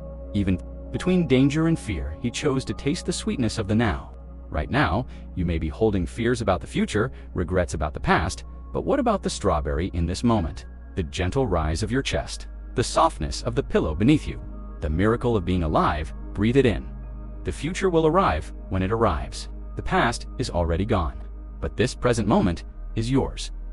Taste the strawberry. 5. Don't fight the mind, let it reign. Student came to a monk, saying, I can't stop my thoughts. I sit to meditate, and my mind goes wild. The monk smiled gently and said, imagine you're in a field. Rain begins to fall. Do you curse the rain, or do you accept it, knowing it will pass? The mind is like the weather. Let it rain. So tonight, if your mind chatters, let it rain, let it swirl. Let the clouds pass. You are not your thoughts. You are the open sky. You are the one who watches, breathe, and rest in the vastness behind the thinking. This too shall pass. 6. Chop wood, carry water, peace in simplicity. Student once asked a master, what is enlightenment? The master replied, chop wood, carry water. Confused, the student persisted. And the master said again, before enlightenment, chop wood, carry water. After enlightenment, chop wood, carry water. The point, peace isn't found in doing extraordinary things. It's found in the ordinary, in folding clothes, in washing your face. In the rhythm of breath as you drift into sleep. Notice this. Every sensation, every breath, every blink of awareness is an opportunity to be fully alive. There's no place to go, nothing to become. Just chop wood, carry water, and rest. This famous Zen koan isn't meant to have an answer. It's meant to take the mind beyond itself. You see, the rational mind always seeks answers, explanations, but peace lives in the space beyond. So tonight, drop the need to solve anything. There is no puzzle to complete, no insight to achieve. Allow your mind to relax into mystery. What is the sound of one hand? What is the color of silence? Don't answer. Just feel you are floating in the great mystery now, and that mystery is peaceful. 8. The still lake sea. The mind. Clearly a student once asked his master, why can't I see my true nature? The master pointed to a still lake and said, when the surface is calm, the reflection is clear. But when it is disturbed, nothing can be seen. The lake is your mind. The ripples are your thoughts. Tonight, allow the lake to settle. With each breath, let the waves of thought soften. Let emotions gently dissolve. Beneath it all is stillness. Your true self, not a self made of labels or roles, but pure awareness. Rest in that clarity now. The lake is still, you are still. Buddha taught that the self we cling to, the I, the me, the one who worries and plans, is an illusion. Who is the thinker of thoughts? Who is the one who worries? If you look closely, you find no solid self, only sensations, thoughts, perceptions. Like clouds drifting across the sky. You are not the clouds, you are the sky. So tonight, let go of the idea of me. Let go of stories about the past, future, identity. You are not the one who overthinks. You are the awareness that watches. Spacious, silent, free. 10. The flower sermon beyond words. One day Buddha gave a sermon, but he said nothing. He simply held up a single lotus flower. The crowd was silent, confused. Only one monk, Mokshyapa, smiled. In that smile, Buddha saw complete understanding. Truth cannot always be spoken. Some truths are felt. So tonight, no more words, no more analyzing, just this breath, this silence. Let yourself fall into the deep stillness beyond language, where there is no overthinking. Only peace, only sleep.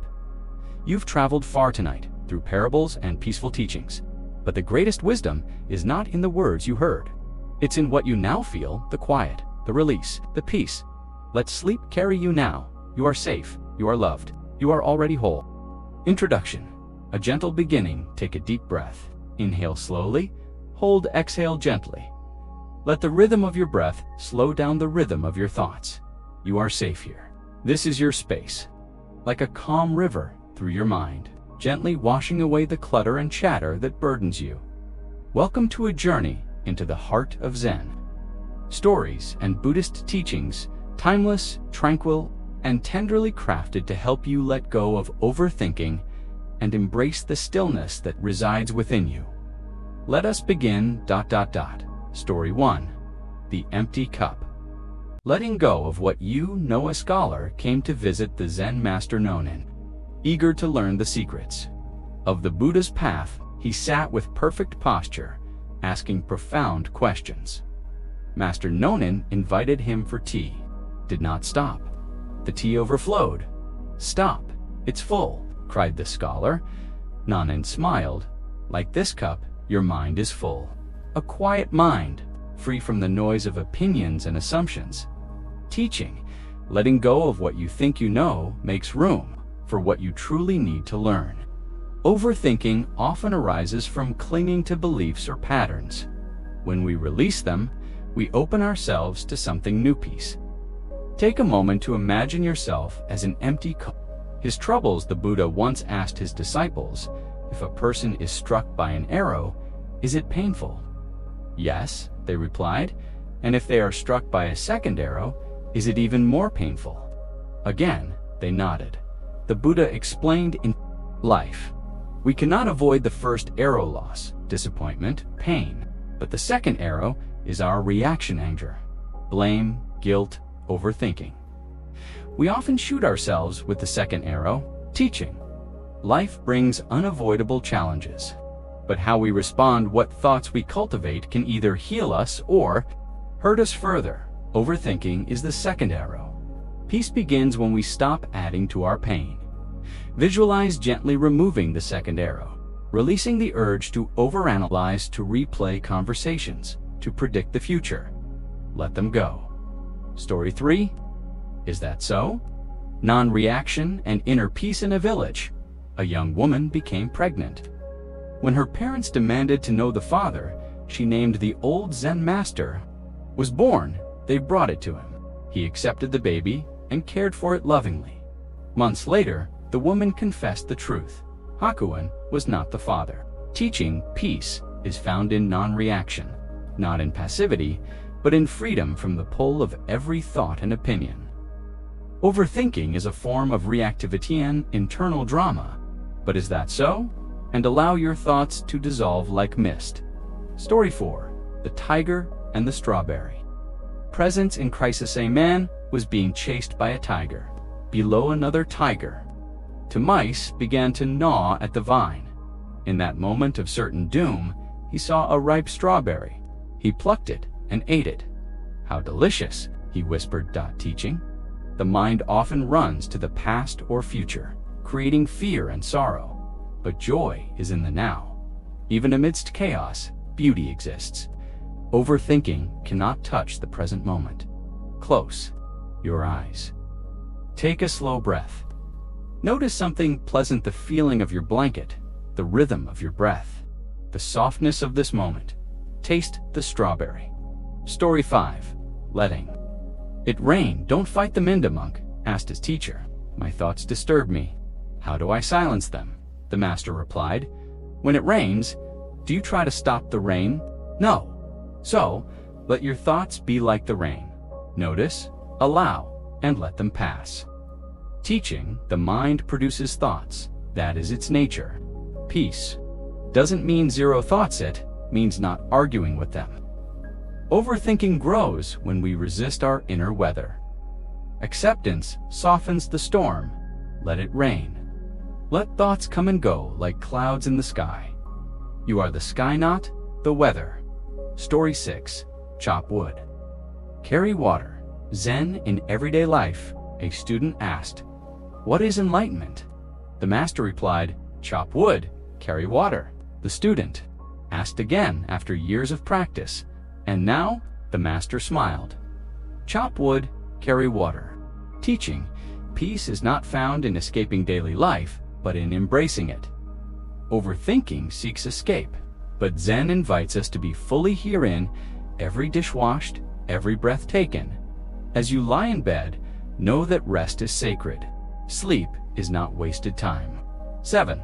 The sound of one hand. Beyond logica, master asked a student, "What is the sound of one hand clapping?" The student, puzzled, thought, calculated, but found no answer. Eventually, awareness itself. Teaching. Not all questions need answers. Some are gates to silence. Overthinking is the habit of always trying to figure things out. But some truths are felt, not solved. Let your questions go unanswered tonight. Trust the silence. Trust the space between thoughts. You are not your mind. You are the awareness watching your thoughts float by. Story 8. The Still Lake. Seeing the mind clearly, a monk said, "Master, my mind is always disturbed." The master brought him to a lake. "Look into the water." The monk saw only ripples. Wait. After a while, the water stilled. The monk saw his reflection. When the mind is still, you see clearly. Teaching. Overthinking stirs the waters of the mind, but stillness reveals truth. Your thoughts settle like silt sinking to the bottom of a lake. Let stillness reflect your true self, calm, peaceful, whole. Story 9. No self. Who is the one who overthinks? A young seeker asked, "Why can't I stop thinking?" The master asked, "Who is thinking?" The seeker paused. "I am. Who is the I that knows the thoughts?" The seeker sat in silence. Thought dissolved into awareness. Teaching. The root of overthinking is the belief in a separate self who must control everything. Not your thoughts. You are the space in which they arise. Rest in that space. Story 10. The Flower Sermon, Wordless Understanding. One day the Buddha gave a sermon. He said nothing. He simply held up a flower. The monks were confused. Only Mahakasyapa smiled. Buddha said, "He understands." Teaching. True understanding doesn't always need words. Zen simply is. Tonight, as words fade and sleep approaches, let your being smile like Mahakasyapa. Let this moment be the teaching, a flower, a breath, a smile. Nothing more is needed. Closing your inner temple, you have walked through ancient temples of story and silence. You have sipped tea with masters, seen tigers and strawberries, and heard the sound of one hand. Now it is time to rest. Let your breath be soft. Let your heart be light. Let the day fade like mist in the morning sun. Overthinking may knock, but you need not answer. Close your eyes for a moment. Imagine a gentle breeze flowing through a quiet bamboo forest. The rustling of leaves, like whispers of peace. A slow, steady breath. In and out, in the stillness of that breath, lies a truth older than time itself. To step back, to breathe. With each story, each whisper of insight, we invite you to let go just a little more. This is your time, a soft landing into yourself. Let us begin. Chapter 1. The empty Kapai wise professor once visited a Zen master to learn about enlightenment. He spoke endlessly of his knowledge, philosophy, religion, science. As he went on, the Zen master quietly began pouring tea. He poured and poured until the cup overflowed and spilled onto the table. "Stop! The cup is full!" the professor exclaimed. The Zen master smiled. "You are like this cup," he said. "How can I show you Zen unless you first empty your cup?" Overthinking is like a full cup. Our minds brim with what-ifs, regrets, judgments, expectations. When we try to pour peace into an already overflowing mind, it simply spills over. A mind free of assumptions. A mind that listens. Pause now. Place your hand on your heart. Inhale slowly. Exhale even slower. You are not your thoughts. You are the space in which thoughts appear and disappear. Chapter 2. The Two Arrows in the Buddhist Tradition. The Buddha once asked his disciples, "If a person is struck by an arrow, is it painful?" They replied, "Yes." The first arrow, the Buddha explained, is the inevitable pain of life. The second arrow is our reaction to it, the story we tell, the blame, the worry, the over. But then your mind begins. "I'm always like this. Why can't I do anything right? What if they never forgive?" To feel the sting, breathe through it and allow it to pass. When you're overwhelmed, ask gently, "Is this the first arrow? Or am I adding more?" Softly now. Let it go. Chapter 3. Is that so? There once was a Zen master named Hakuin, revered in his village. One day, a young woman accused him of fathering her child. Her family was furious. They stormed into Hakuin's hut and demanded an answer. "Is that so?" was all he said. He took the baby in and cared for it lovingly. A year later, the woman confessed she had lied. The family returned to apologize and take the baby back. "Is that so?" Hakuin said again. No anger, no judgment, only presence. Overthinking arises when we resist reality, when we try to control outcomes. Hakuin showed us the power of surrender, not passive resignation, but the quiet strength of accepting what is dot. Let your thoughts pass like clouds. Say gently to yourself, "Is that so?" and return to your breath. Chapter 4. The Monk and the Tiger. Monk once walked through the forest when a tiger began to chase him. He ran until he reached the edge of a cliff. Grabbing a vine, he dangled over the edge. Above him, the tiger snarled. Below him, sharp rocks waited then. He saw a wild strawberry growing on the cliffside. With one hand holding the vine, he reached out with the other, picked the strawberry. But sometimes there is only now one breath, one bite. The teacher replied, "Let it rain." Often we try to stop our thoughts. We fight, resist, judge. But thoughts, like clouds, come and go. Let them dot, just as we don't try to stop the rain, we don't have to stop our thoughts. Instead of saying, "I can't stop thinking," say, "Thinking is happening."